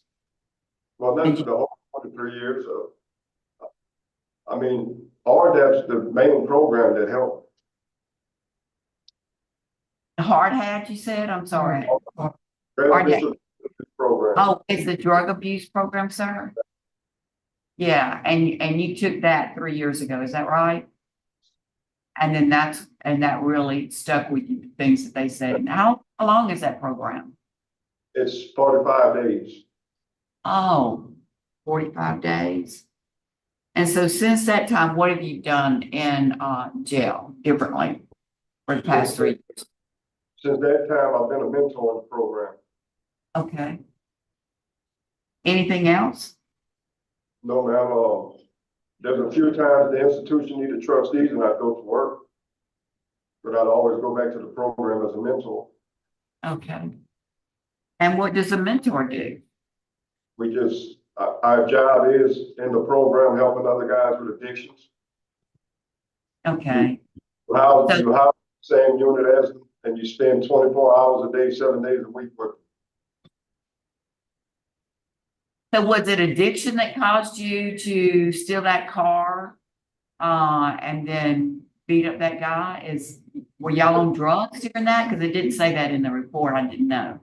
Yes, ma'am. I struggled with addiction my entire life. Really? Yes, ma'am. What was your drug of choice? It started off with marijuana, then when I went to Angola, it became heroin. And after that, it was crystal meth. All the while you were in Angola, crystal meth and heroin? No, not the entire time. It would happen. I'd get on drugs and I would get in something like AA or a substance abuse class and I would do good. And when I would feel like I have myself together and disconnect myself from programs, I'd always end up back on drugs. And these past 3 years, as long as I stay involved in something like what I'm doing now, I'm clean. I know I can't do this on my own. Well, that's true. So even in jail, though, when you're in such a, I don't know, an ordered society, let's say, you can still and will wanted to use crystal meth and heroin. Is that correct? Because that is so much more confining than what you're going to find when you get out in the real world again. Yes, I have. Yeah, so you're going to keep up with the different programs and stuff. Well, I'm going to read to you because you have law enforcement opposition. The sheriff, he opposes it, and then but the chief of police, which is Brent Bro, for the Canton Police Department, he actually wrote a statement that I'm going to read. It says, our office reached out to Chief Brent Bro with Canton Police Department in regards to this pre-parole investigation. Chief Bro stated that he was a parole officer in the area at the time of the armed robbery and is very familiar with not only this case, but the victim as well. Chief Bro stated that this crime was committed out of hate, as the victim had almost nothing of value at the time of the attack. Chief Bro stated that he does not believe someone capable of the level of violence displayed that day can ever be truly rehabilitated and will pose a threat to the safety of the community if released. Chief Rowe ended by saying his office would be opposed to the early release of JONAH MENARD. So that's the strongest opposition in writing. And the level of violence, and you said all he did was get an earring knocked out of his ear and a knot on his head. That's all you know. That's all that I know of, yes, ma'am. I'm not saying all the injuries he had, that's all that I know, I was aware of. All right, well, that ends my questions.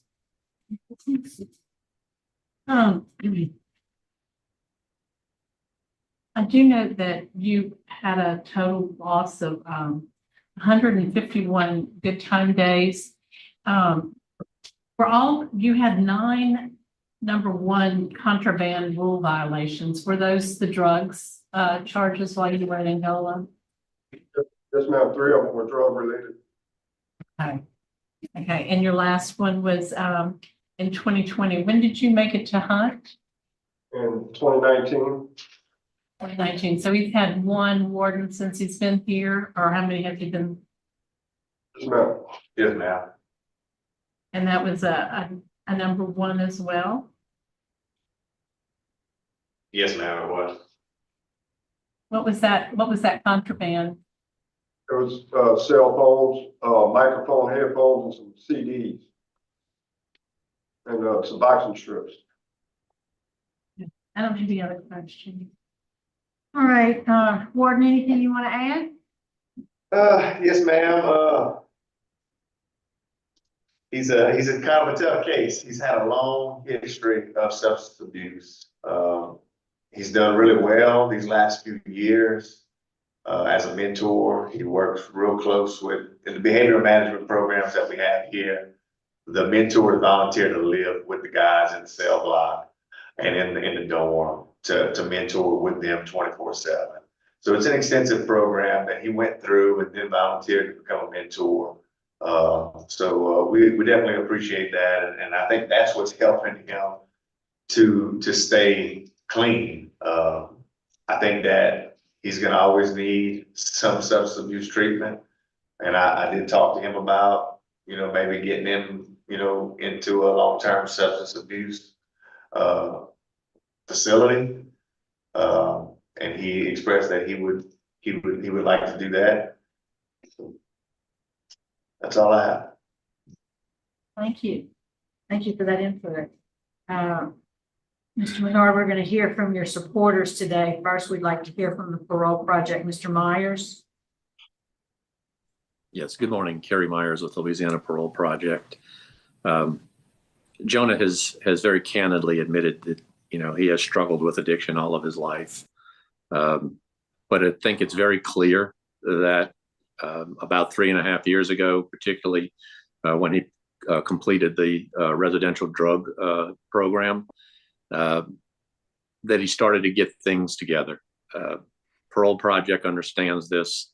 But when you add in the things that he's the mentoring, the skills that he has, the employability that he has based on his skills, the family support that he has, we are prepared to assist him in transition should this board granting parole. Mainly, he would, if he is released to us, we would immediately give him an evaluation through our social worker, a substance abuse evaluation. And if that required a residential treatment plan, I know that that's exactly what he would do. We are, based on the totality of the support. I agree with the warden that a long-term plan would be highly beneficial for him. He has turned that corner. He has turned that corner both in maturity from the 18-year-old that committed the crimes and through his struggle against substance abuse. But we believe that Jonah, with the right assistance, can be very productive and would be very productive, and we're prepared to assist him with that. All right, thank you, sir. Could we hear from Ms. Abear now? Nicole. Yes, ma'am. Good morning. Morning. I'm here to speak on behalf of Jonah. I've known him for 7.5 years. He is my fiance, and my best friend. We as his family, are asking for his second chance in life. I believe that we all would have positive things to say about Jonah. But nobody's perfect except for one, God himself. I've known Jonah to be loving, caring, and show compassion to others around him. Also, he has a great sense of personality and at times a big character. As a mentor, he is accomplishing and helping others. That also brings out his great strengths and qualities. Over the years, I witnessed tremendous change and growth in him. Jonah has the ambition and skills he has gained from prison to succeed in the outside world. He will have a stable home environment, a vehicle, and a phone so he will be able to go to work. There's no doubt in my mind that Jonah would be a great addition to society, even more with the help and support from us. It would help keep him grounded and help him excel in what he chooses to do in life. So today we're asking for his second chance and praying you may decide to grant him that opportunity. But not only for me, for his mom, Debbie, his family and friends, and our grandbaby. Thank you. Thank you. Thank you for being here. All right, Mr. McDaniel? Yes, ma'am. How y'all doing? Good. Go ahead, sir. I'm here on behalf of Jonah because I've been knowing him probably about 25 years. I was in Angola with him myself, and I've been there through a lot of his addiction and all that. And I mean, he can overcome that because he's overcome it and he can stay straight. And I'm gonna be out here willing and ready to help him. I'm financially able to help him. I'm financially able to help him get a house, a vehicle, whatever he needs. I can help him do that. I know he's got a job and I know he's got everything lined up. But if that job is something happens, I can get him a job right here working with me because he's very talented. He's very smart. I mean, everybody messes up. I went to Angola when I was 16 and I changed. And I know that Jonah can change and I know that he can be productive and I know that he can be a good citizen out here and he can help other people. He can help other people that goes through or is going through some of the same problems that he has been through. So, I mean, and he's able to do that. He could tell them, I mean, he's willing to talk to juveniles and kids and whatever he's got to do, he's able to do all that. And he could tell them about the life that he lived, how they need to change and how they can be a better person for themselves. So he's ready to do whatever he needs to do. And I'm really, I'm ready to help him. I think he can. I mean, he's a good person. He does go through problems, but everybody goes through problems. I've been through problems when I was in there. While you're in there, it's just a lot on your shoulders. It's a lot you got to carry. And he does, he does got a tough road, but I've been there and I know what he needs to stay out and do the right thing because I've been there, and I've been out almost 7 years now. So good. Glad to hear. Really, glad to see you yes, doing ma'am. well. Glad to see Yes, you doing. ma'am. Thank you for And your support. Morning. yeah, and where I work at, I'm a foreman at this shop, and I can 100% get him a job working with me. And he's a really good electrician and mechanic, so finding him a job and keeping him busy is not going to be hard this day and time. All right. Well, good. So, Thank you for taking the time to thank speak with us this morning. Thank you, ma'am. Mr. Menard, is there a statement you'd like to make to us before we vote? Yes, ma'am. First, I'd like to thank y'all for this opportunity. To my victim, his family, and his friends, I would like to apologize. That man should have never had to experience what I put him through. Him or his family. Anyone I harmed in any kind of way, I apologize. I've suffered with substance abuse, but I learned what I have to do to keep myself straight. And I'm just begging y'all, just please give me a chance. I won't let y'all down. I'm willing to do anything I need to do, not to get my freedom, but to make sure I keep my freedom. That's all I'm asking y'all, please. Just give me a chance. Thank you. Thank you very much. Yes, we have a motion by Ms. Singleton to executive session. Can you call the roll? Yes. Yes. Yes. So Mr. Menard will be in executive session for a few moments to discuss confidential matters. We'll be right back. We'll stand by.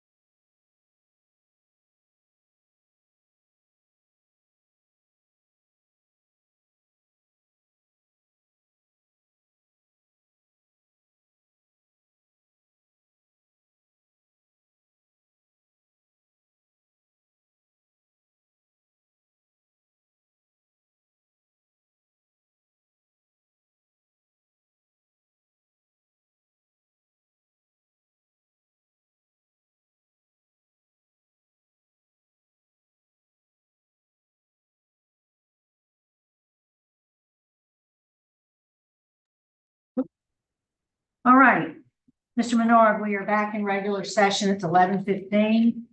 We are prepared to vote. Mrs. Stapleton will be voting first. Mr. Menard, we heard everything that you had to say. And today, listening to the warden and the things that you had to say, and of course, the parole project. You have served 20 years, 26 years, and you're in the mentorship program. All of those things are wonderful. And you know, there's a saying that you probably have heard, some people turn their pain into a purpose. Maybe you will find your purpose now. And I hope that for you. So my recommendation today is to send you to a long-term DOC substance abuse program.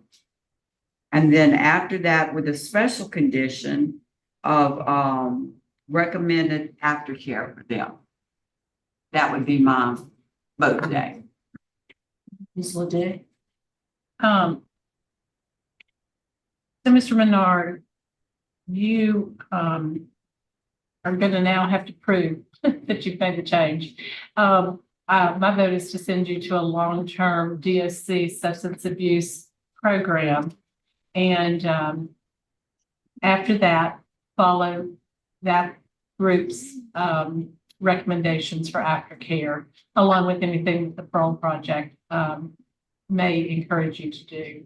But my vote today is to agree with that condition. All right, Mr. Menard, and I do agree after listening to all the conversation today from you and from others, and particularly that you and the warden had the conversation about long-term substance abuse and you're agreeable to it. So my vote today also is to grant parole after you complete that program. It's a long-term DOC inpatient substance abuse program. After release, the special condition is that you must comply with whatever aftercare treatment plan that program recommends. And also the release is conditioned that you do take advantage of the Parole Project's transition plan. They will also have recommendations for aftercare. You're to follow those recommendations as well. You got it? Understand? Yeah, thank you. All right, good luck to you. Good luck.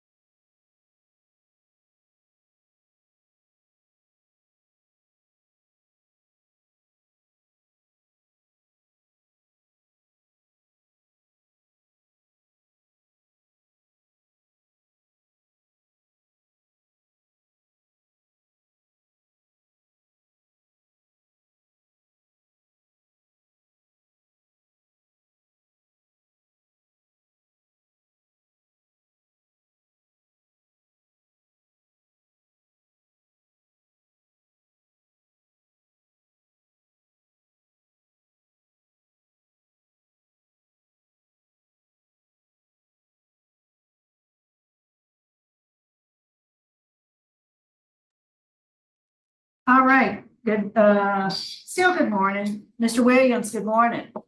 Morning. How y'all Would you, doing? good, thanks for asking. Would you introduce yourself, tell us your name and DOC number? I'm Stacey Williams, my DOC number is 363273. Yes, sir, Mr. Williams. Let me introduce your panel. My name is Cheryl Renatza. Seated to my left, Mrs. Stapleton. To my right is Mrs. Ledoux. We also have here today, you see joining us by Zoom, the Parole Project, Mr. Myers, and we're going to call on him for his remarks after a while. First off, Mr. Williams, I'm going to read some identifying information into the record. I'm going to turn it over to Mrs. Ledoux. Your case has been assigned to her. She'll take the lead on the parole interview. Once we finish that interview, we're going to hear from we'll hear from the warden first. Then we'll hear from Mr. Myers, and if before we reach a decision, you'll be allowed to make a statement if you want to. Okay, you ready? Mr. Williams, you are classified as a second felony offender. You're currently serving a 40-year sentence. You were sentenced September 2004 for manslaughter. You have a parole eligibility date, which was February 5th, 2024, and a good time date of February 10th, 2037. Does all that information sound correct to you, sir? All right, would you answer Ms. Ledoux, please? Mr. Williams, good morning. First, I want to compliment you on your disciplinary conduct while you've been incarcerated. My record only indicates 2 write-ups, with the last 2015. So I've read your file. We have over 170 pages of documentation. And I'm still, even after reading the police report, I don't know what happened that day. I'm not retrying you, but I really want to hear in your own words what happened that day. Well, at night, that you shot your nephew. Yes. my cousin, Your cousin, excuse me. That's right. Your cousin. at night when that happened, I was drinking a little bit and I took all the books out the gun before I went in the house. When I went inside the house, I pulled the gun out, playing with it, and the gun went off. I threw the gun on the floor. I threw the gun on the floor, and he fall and hit the floor. And I tried to see what was wrong with him. And I heard when he took his last breath. And I heard one of my nephew, he had me and him went to rafting a little bit. And then I went up in there to go tell my mom and my sister what happened, but I couldn't get the words out. And I got jumped from the back. And I didn't try to fight back. I just let them hold me down to the police camp. I take full responsibility for my action, what happened. I did it. I did that, and I'm remorseful about all what happened that night. It was something foolish. I done a foolish thing, and I asked my family to forgive me. I'm remorseful, and I asked my family to forgive me for all that. So why were you billed with second-degree murder instead of manslaughter to begin with, do you think? Well, I admitted to doing what I did to the sergeant when he went to question me, because I did it. I took full responsibility for my action at that time. And then I kept going to court behind it, kept going to court, and they couldn't, first they had me on second degree, then they took it and changed and put me on manslaughter, give me the manslaughter charge, and I carve out to it. So that was, it was a plea bargain down to manslaughter. Yes, ma'am.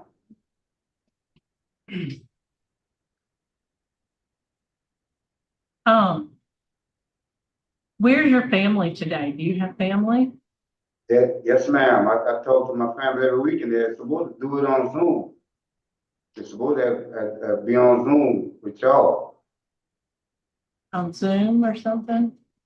Yeah, we don't have anybody today. Well,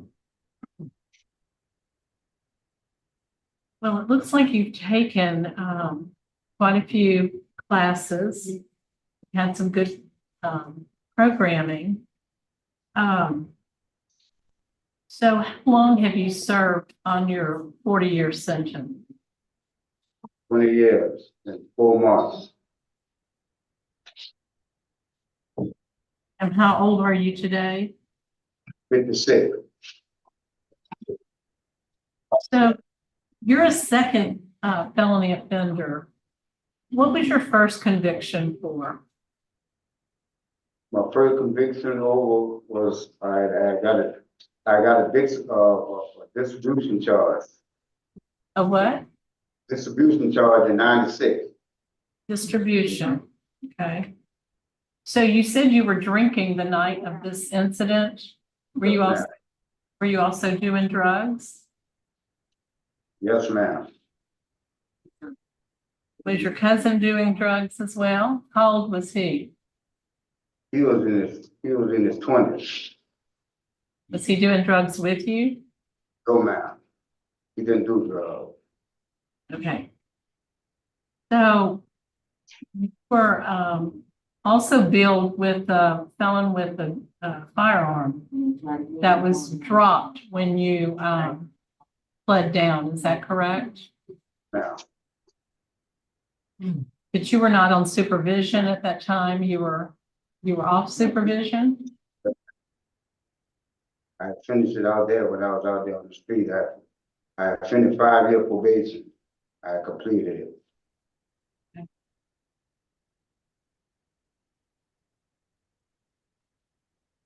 So have you taken victim awareness? Yes, ma'am. How do you feel today about what happened? I know you take full responsibility. What are some of the factors that you could say would have changed that from ever happening? I hurt my family physically, financially, mentally, and spiritually. How could you have prevented that night? That night when that happened, if I wouldn't have been dragging and doing the things I was doing, I was mature at the time, but I ain't that person no more. I ain't gonna never come to be that person no more. And the way I do things better for my family is all I got is love, and I need them. And I'm gonna do everything in my power to show them that I'm a better brother, a better uncle, a better father to my kids and my grandkids. So in 2019, you requested clemency. What was the result of that? I got the clemency, and they give me this parole. They took the clemency from me and give me the parole. Okay, so prior to, I think what he means is after he submitted the clemency, he became eligible for parole, so he sent the clemency back. Because at 22. so you became parole eligible, irregardless of the clemency. Okay. I believe that we have someone. Yes, we have, Mr. Williams, we do have your sister, Gaynell Williams, on the phone with us. She was able, we're talking on the phone. She didn't, wasn't able to get in on Zoom, so we got her here. We'll ask her in just a moment for her comments. Go ahead. Unless you'll have some other questions. Yeah, I got a couple of questions. I was trying so hard to hear you well, but I really couldn't. And I know your sister's on the phone. So you were a felon in possession of a stolen firearm that night. Yes, ma'am. Yeah. So did you steal the firearm from somebody? No, ma'am. Somebody give it to me. Somebody gave it to you. So it was stolen firearm. Now, I'm trying to understand also, you said that you had a gun. This is what I heard, and I didn't hear everything. You had a gun and that you emptied the bullet side of it. It's what I thought I heard you say. And then the statement that I'm reading from the sheriff in that area, he said that you and your cousin were playing a video game and that you shot him in the back of the head, causing his death. So how does that happen? And be an accident, or did you get mad at him and just because you said you were drinking and doing drugs, just pow with him? It couldn't have been with your gun.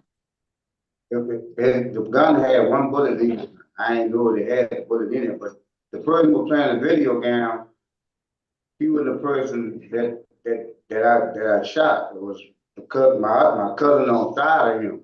They had two of us up in there. Okay. Yeah, three of us in there, I won't say. Okay, so there was another person in there and there was a person playing the video game. You had a gun. So what did you do? You thought you had an empty gun, put it to the back of his head, pull the trigger, kind of like Russian roulette, and then pull the trigger, and then it killed him? I was behind him. And I played with him with the gun, and the gun went off. I was behind my cousin, Kim Perry, and the gun went off. Playing with him. Wow. Can't hear. How did it go off? You said you were behind him, the gun just went off. How did it go off? That trigger. My hand was on the trigger, and it went off. Pointed to the back of his head? Yes, ma'am. Okay. Okay. That's what I wanted to know. Had you ever played like that before with a gun? No, ma'am. I hated guns. I don't know Have a why. gun. I don't even know why I got that gun. 'Cause I wasn't going getting into it with nobody. All right, well, let's hear from Warden. Is there anything you can tell us about Mr. Williams? Not a whole lot that wasn't already mentioned. He's been on the right track. He's been doing well. Like I said, he hasn't had a write-up since 2016. He has taken a lot of classes in the last few years. I mean, he's definitely on the right track. He's doing well. Good, thank you. We'll hear now, Mr. Williams, we'd like to hear from the Parole Project, Mr. Myers. Good morning, Kerry Myers with Louisiana Parole Project. Just as recently as Tuesday, we visited with Mr. Williams. I know that y'all had asked about his family. We know that we've confirmed with his sister Donna, which will be his long-term residence, and you have his other sister on the phone that you'll hear from. This is so tragic. This entire event is so tragic. As Mr. Williams recognizes, his actions led to this tragedy. He immediately took responsibility for it that night and still does. He has his disciplinary record, I think, shows the type of person he is and the type of person he has been during that, combined with the programming he has taken. He works in maintenance. He has skills. We will be able to find him through our employment program. We will be able to find him permanent employment while he's in our program. The programs that he's taken to address even the alcohol, substance abuse, living in balance, thinking for a change, certainly recognizes the fact that decision-making is an important part of his future. We believe, based on his age, his maturity, that Mr. Williams wants to go home, wants to go to work, wants to be an integral part of his family, and wants no part of the things that brought him to prison again. So we would ask this board to consider that today, the amount of time that he served and his overall record. And with our support, we know that Mr. Williams will be successful. So we just ask this board to consider that today. All right, good, thank you, sir. All right, Ms. Gaynell Williams, we'd like to hear from you. Wait, let me put you on the speaker, I'm sorry. Okay, go ahead. Good morning, how y'all doing? Good, thanks for asking. What would you like us to know? I'm talking to y'all on behalf of my brother STACY Williams. And I was just saying that I realized that what he did was wrong, but I know he's been there 20 years, 3 months and 6 days. And I believe that he has did his time for what he did. And I just was praying on your behalf that y'all give him lenience to get his freedom back and try to correct the wrong he did and get his life back in order. And I would love for him to stay positive, and I appreciate y'all giving me this opportunity to talk on his behalf, because I was over here crying because I couldn't get to the Zoom, and I was feeling that I was letting him down because I've been by his side from day one. And I believe that he has grown a whole lot in these 20 years. And he always talked positive when I talked to him. And I was just praying that y'all give him the opportunity to return back to this home with us, so we can finish helping him with the health that he needs to stay positive and things like that. And I still believe that he's been asking for forgiveness, and I believe that my God, our God, has forgiven him for what he did. So I was just hoping that everyone else, can forgive him and grant him his early parole. Yes, ma'am. Thank you, Ms. Gaynell, for joining us by phone.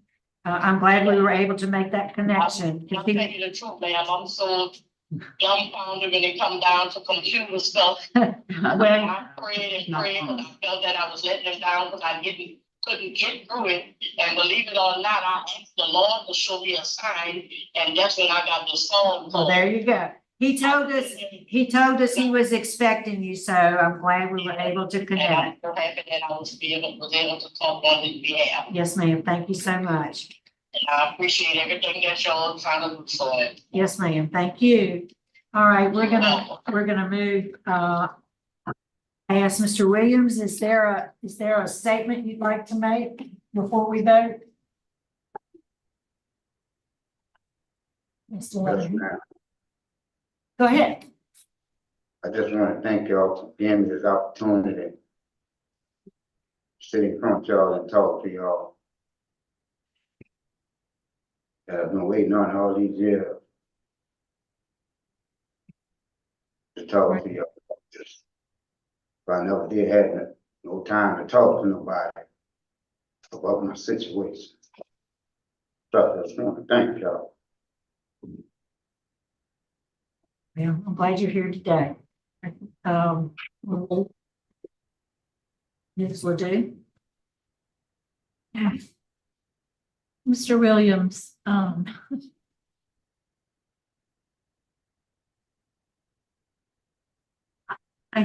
I just thank you so much for your good programming and your good conduct.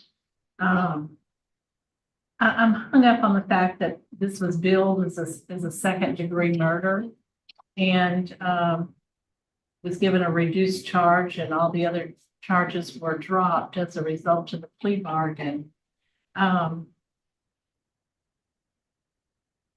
Today, my vote is to deny. I'm going to encourage you to write back. I just don't, I don't feel like that the best interest of justice has been served. I do think that you have, as the warden also said, if you're going in the right direction, everything's going in the right direction. And I would encourage you to write back. Thank you. Mrs. Stapleton. I agree with everything that Ms. Ledoux said. I'm concerned that this was an absolute innocent victim. And it was second degree murder. And then you had a plea bargain that you would have gotten life, that brought it down to 40 years. You've done 20 years and 4 months, and you're on the right track. And that's all good information. I wish you well, but like I said, it was an innocent victim murder that night. So my vote is to deny. Mr. Williams, I concur with everything that's been said. My vote today, based on the strong law enforcement opposition and the opposition from the district attorney and the chief of police. My vote today is to deny with strong encouragement that you do write back. Warden says you're on the right path. Keep going down that path, and next time you'll have a better outcome. Today, sir, your parole's been denied.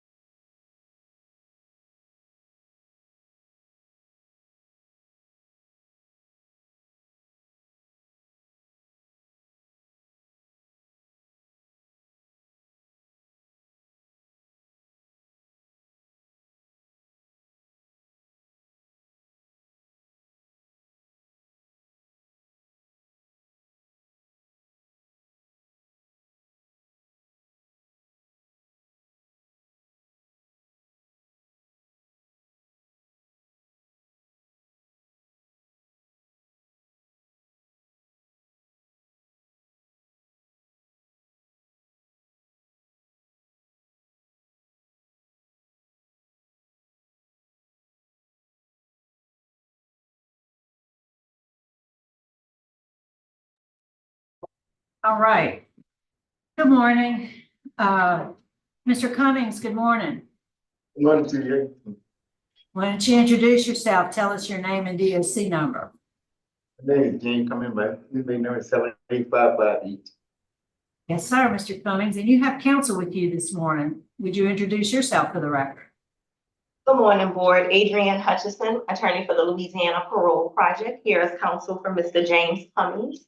And with the board's permission, I'd like to reserve my comments for the end of the hearing, please. Great, thank you so much. And let me acknowledge that you have there with you at Hunt, your sister, Ms. Valerie Harris, and Leluca Matthews, your niece, and your niece has indicated she wants to speak on your behalf. So we'll call on her at the appropriate time. We also have the Parole Project, Mr. Myers, who is on Zoom, who will be speaking at the appropriate time. Mr. Cummings, this is your first parole hearing, is it not? Okay, so let me, I'm sure Ms. Hutchinson has explained it, but let me explain how it's going to work today. I will read some identifying information into the record. I'm going to ask you to verify if that information is correct. We'll have a parole interview with you. We'll hear from the warden there, and we'll hear from your niece, Ms. Matthews, and Mr. Myers. We'll ask you if you have a statement you'd like to make before we turn it over to your attorney, Ms. Hutchinson, to close it out for us. Okay, you ready? Yeah. So, Mr. James Cummings, you're classified as a first felony offender, excuse me. You're currently serving two concurrent life sentences. Those life sentences are consecutive to an armed robbery 10-year sentence. You were sentenced, as I said, November 13th, 1974 in St. Bernard Parish. You have a parole eligibility date under Act 739, which was June 17, 2022. Is that information correct? Excuse me, Act 544, I apologize. Not that that matters to you, Mr. Cummings, you're here today.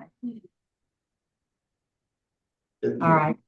Your case has been assigned to me, sir, so I'm going to take the lead on the parole interview. So, Mr. Cummings, how old are you today? 72. And how long have you been in jail? Since. How many years? How many years? Just 20, this must be 51 years. 51. So that would make you 21 at the time this crime occurred? Yeah. You right? And how long have you been there at Hunt? Since 06. Since 06. Okay. So you've been there quite a while. And do you have any other convictions on your criminal record? No, ma'am. All right. And you were eligible for parole under the U.S. Supreme Court decision, Graham versus Florida. And I don't know, Ms. Hutchinson, if you've explained that to him, I can get you to say acknowledge yes or no in the record, just so we have it on the record. So, Mr. Cummings, is 10-6 life and was 21 at the time of the crime. So it's just that you would be eligible for parole, not license. Okay. All right. So, Mr. Cummings, what grade did you complete in school when you were on the street, when you were a young teenager? Ninth grade? Why'd you quit school? I just really got tired going to school, just got tired. So what did you do with your time? I took a trade up in a trade school, auto mechanic. Okay, well, what kind of job did you get on when you were on the street? What kind of jobs did you have? Auto mechanic, yeah. I'm sorry, I didn't hear you. Auto mechanic. Auto mechanic, okay. What's your job there at the prison? Right now, I'm a yard artist right now. But when I went to Angola, I was in Angola as auto mechanic. Worked at ASNR? Where'd you work? No, at a trade school in auto mechanic. No. Angola. So, tell us about, you've been in jail 51 years almost. What kind of programs have you taken that meant the most to you? You don't have to list them all, but which one did you get the most out of? I had the most out of all of them, but deeply impacted is my best one. Why is that? Tell us why that is. It's teaching me that a person would really hurt it, you know. A victim would really hurt it, you know. And you completed that training last year, I believe, in 2023. So that was recently. Did you do the listen and learn, victim listen and learn program? Yeah. Yeah. Do you remember that one?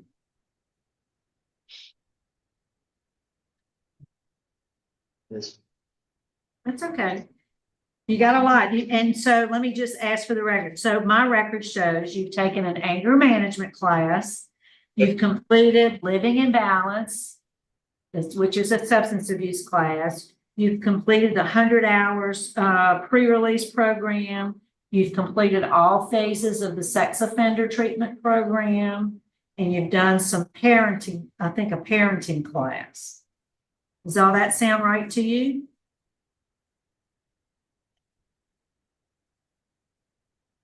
So tell me, Mr. Cummings, what is it that brings you, why are you here today? Why are you in jail? I'm here because of the rape, attempt rape, you know. And I'm here to see that I'm very sorry for what happened, you know, to the victim, you know. So were you involved in the actual rape itself of the two young girls? I was involved because I was there, you know. And I was the oldest out of all of them. But if I had the sense that I had now, back then, I would have, you know, told them, you know, bag off, you know. Bag off, don't mess with them, you know. That's it. Okay. All right. Well, thank you for sharing that with us. For the record, let me state there is quite a bit of opposition to early consideration for early release for Mr. Cummings. There's opposition from law enforcement. There's opposition from the sitting judge in the judicial district court that sentenced Mr. Cummings. There's opposition from the prosecutor's office. So that's something you need to be aware of. You do show that you have a low risk assessment score. We do show that. And I wanted to say for the record, there were two victims in this case. They were both young teenagers. One of the victims is deceased, unfortunately. We do have information. Contact was made with one of the female victims in March of this year, recently. And her response or her position on Mr. Cummings' parole, she says, I'm going to abbreviate her letter, but she does say, I am unopposed. He's been forgiven. I hope he does something constructive now. And that's quite remarkable. We don't usually see that in this particular type of case. And I wanted to just say that on the record. Mr. Cummings, why do you think we should consider you for early release? Because I'm a changed man, you know. I don't think the way I used to think when I was, you know, and I like not go around helping other people in every way. You know, try to let everybody know I'm a change, man. I don't Tell us, think, just give us an example if you can. You say you go around helping other people. Give us an example of how you do that. I go around talking to them when I see them got trouble in mind or some kind of way, leaving out to the wrong way. I put them to the side and talk to them and stuff. Do they listen to you? Yes, ma'am. Yes, ma'am. You think you've helped some of them out? I had a lot of them out of the way they was going to. The way they were going. Good. I'm glad you're doing that. I don't have any other particular questions. I've reviewed the record. It's quite extensive. We have quite a thorough packet that was submitted by your attorney. So I would just see if my colleagues have any questions, Ms. Ledoux. No, ma'am. I don't. I believe you covered everything. So we'll ask Warden, what can you tell us about Mr. Cummings? Well, first I just want to mention that, my heart goes out to the victim and, the family. That is extraordinary that she wrote that letter forgiving him. I think I maybe seen that twice in my career, sitting on these parole hearings. So that's pretty extraordinary of a person that she is. I just wanted to mention that. Mr. Cummings is no problem here. I mean, even at his age, he still works. We have a young inmate that don't want to work, but he goes work in the kitchen and on the yards, helping out. He's had he had some programming and no write-up. I think his last disciplinary report was in 2013. So he's been doing well here. Good. And I believe that was a low court write-up even in 13. Yes, ma'am, I think so. Good. Good deal. Do you work with the boxers? Yes, ma'am. Tell us about that. That about that, it's a beautiful thing working with them because, it's not that I control their mind. I control the way they really act towards thinking, Just not their mind, the way they think. Yes, sir.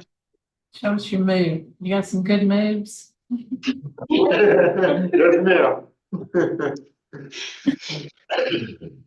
ma'am. We'll hear from those who are here in support. First, we'd like to hear from Mr. Myers, the Parole Project. Good afternoon, Kerry Myers for Louisiana Parole Project. One of the, obviously, two of the goals of incarceration are incapacitation and retribution. 51 years, I think, has satisfied those things in Mr. Cummings' case. And we're here because of Act 544 that recognized people who were, they called 10-6 lifers, who pleaded guilty to that charge and received that promise that they would serve 10 years and 6 months. Was the state's answer to restoring that breach. But beyond that, and far beyond that, Mr. Cummings, as you see, he's through training boxers, through his willingness to work, through his disciplinary record, through the programming, through essentially the entire length of his incarceration, has shown that he is now a mature man. He recognizes and even stated that he wished he would have done something different that day. Knowing who he is now, it would have prevented that act from happening. We're here to commit to his long-term support. We have done this for other 10-6 lifers. I also like to say that there were 2 other co-defendants in this case. Both of them have been released. And I think also I agree that it's incredible, the compassion and the forgiveness of the victim in this case. And so we would just ask that this board consider all these things and grant Mr. Cummings his parole today. Mr. Myers, can you tell us what services Parole Project will provide to Mr. Cummings should he be granted? Yes, ma'am. We have been working with his family already to establish a long-term residential plan, but we're committed to having him in residence as long as it takes, but we'll also make sure he is connected to all medical services. We'll make sure he is connected to any other services that's available to him. He'll be seen by our social worker for evaluation. One of the biggest things in 50 years is obviously a world that's going to be completely different from the one he left. Our staff will guide him, mentor him through this transitional process. So, you know, the world doesn't come screaming to his front door as it would be at such a long time. He'll learn how to use a cell phone, and I'm sure that's challenging. He'll learn how to shop. He'll learn how to do the basic things. But generally, we'll help him to adjust to life, to the normalcy of life outside of prison. Okay, thank you so much. We appreciate it. Ms. Matthews, can we hear from you, please? Yes, I'm Laura, and I'm his niece, and I'm almost 54 years old next month. So this has been my entire life with my uncle, who has also been a surrogate father to me as well. And when my grandparents passed, it's almost as if the torch of continuing the family care, support, seeing him through everything.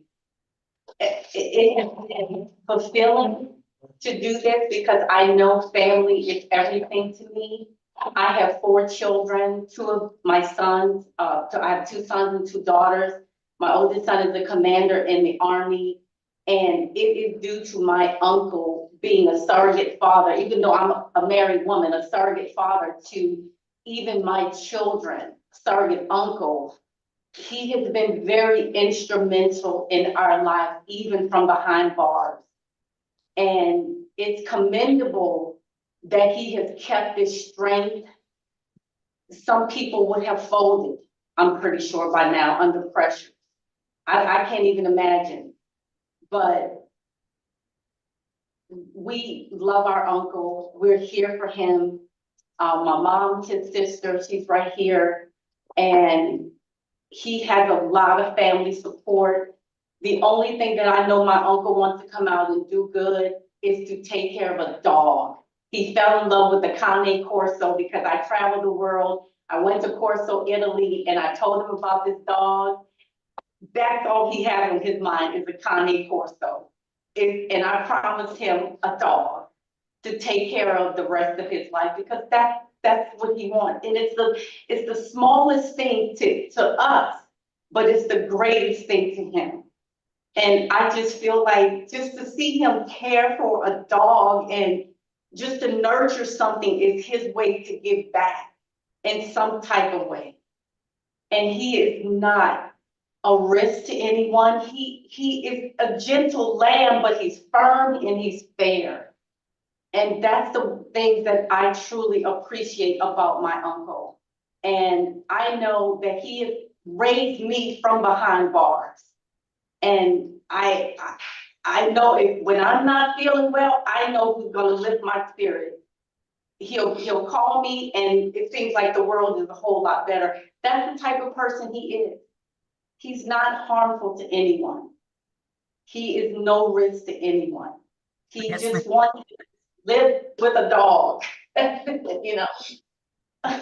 We appreciate your support of him, and we are glad that you were able to be here today and share those remarks with us. I'm going to ask Mr. Cummings, is there a statement you'd like to make before we turn it over to your lawyer? Well, yeah, I'm sorry for whatever happened in life, you know, to the victim. I'm really sorry. That's about it. Sir Hutchinson. Thank you, board, for your time with us today, and thank you for reviewing our brief. Mr. Cummings, again, was a 10-6 lifer, and today, 4 decades after his original plea agreement, he receives his first chance at parole. And as Mr. Myers said, he is the last one related to this offense that is still incarcerated. If I could just highlight, Mr. Cummings compared to those things that the board considers for parole. Mr. Cummings had no prior criminal history before this instant offense. And he had a reasonable institutional adjustment period early on and an exceptional disciplinary record overall. He's only had 35 write-ups in 50 years, 90% of which are over 25 years ago. Just to talk about the characteristics of Mr. Cummings, he's dependable. He was an auto mechanic at Angola for some years. And in Exhibit 9, you can see a Walk Talk article that highlights him as a part of an exceptional orderly, yard orderly crew. In a letter from Dr. Searcy, the program manager, he's considered always willing to help. Dedicated and hardworking, obviously. He's taken classes towards his GED at Angola, Wade, and Hunt. And while it was determined that he would not be able to get the GED, it wasn't from a lack of effort. The Walk Talk article acknowledged, the Walk Talk article that's attached acknowledged that he was a hard worker and assisted others.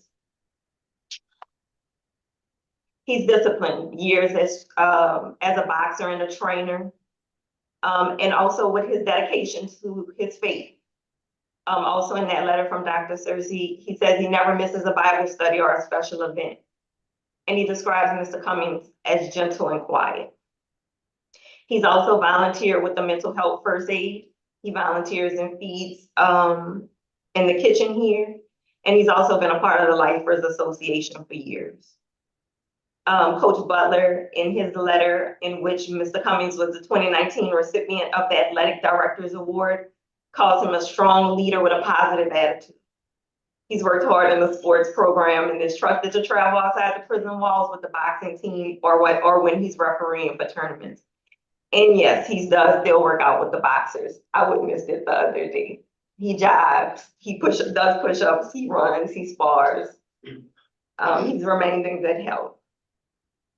But also I'd like to talk about those things that show that Mr. Cummings is not a threat to society.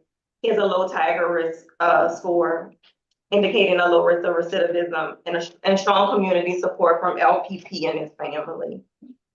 And while I promised Mr. Cummings I wouldn't call him old at the young age of 72, he's statistically less likely to continue criminal activities. He's at almost 0%. So considering his low risk of recidivism, his long-term support with LPP, his institutional record, volunteering and programming, and just his trusted positions at the various prisons, we humbly ask this board to provide Mr. Cummings the relief for the first time on the board in 40 years and give him a second chance with any conditions the board deems necessary. Thank you. Thank you very much. Mr. Cummings, I believe the panel is prepared to vote and I'll be voting first. Mr. Cummings, I've really struggled with your case. I've read it over and over and over for a couple of weeks. I look at it every day. And, you know, I am, the crime itself, regardless of what your involvement is, was a terrible crime. And the two young victims were impacted forever. And, you know, I was really struck by the comments that the surviving victim made. That's just really what made it work for me. My vote today is going to be to grant your parole to the parole project plan. And my vote is based on the letter, the information or comments we received from the victim, comments by the warden, the work you've done since you've been incarcerated, and based on the plea agreement you made way back when and Act 544, where you pled guilty thinking you were going to have a 10-6 sentence. So my vote today is to grant your parole. Mrs. Stapleton. I agree with everything that Mrs. Renato stated.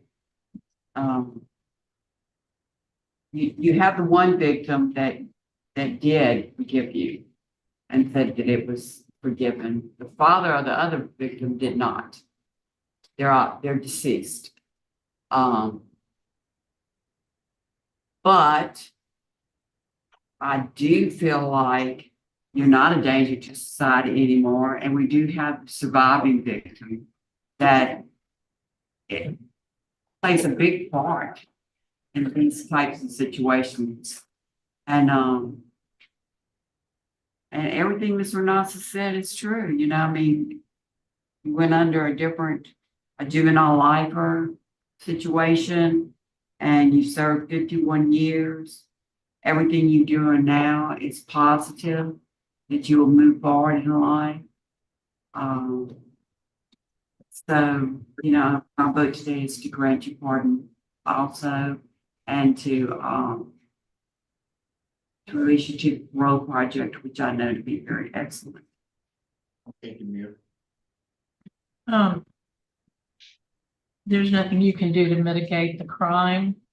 It's a terrible crime. There's nothing you can do to make that go away.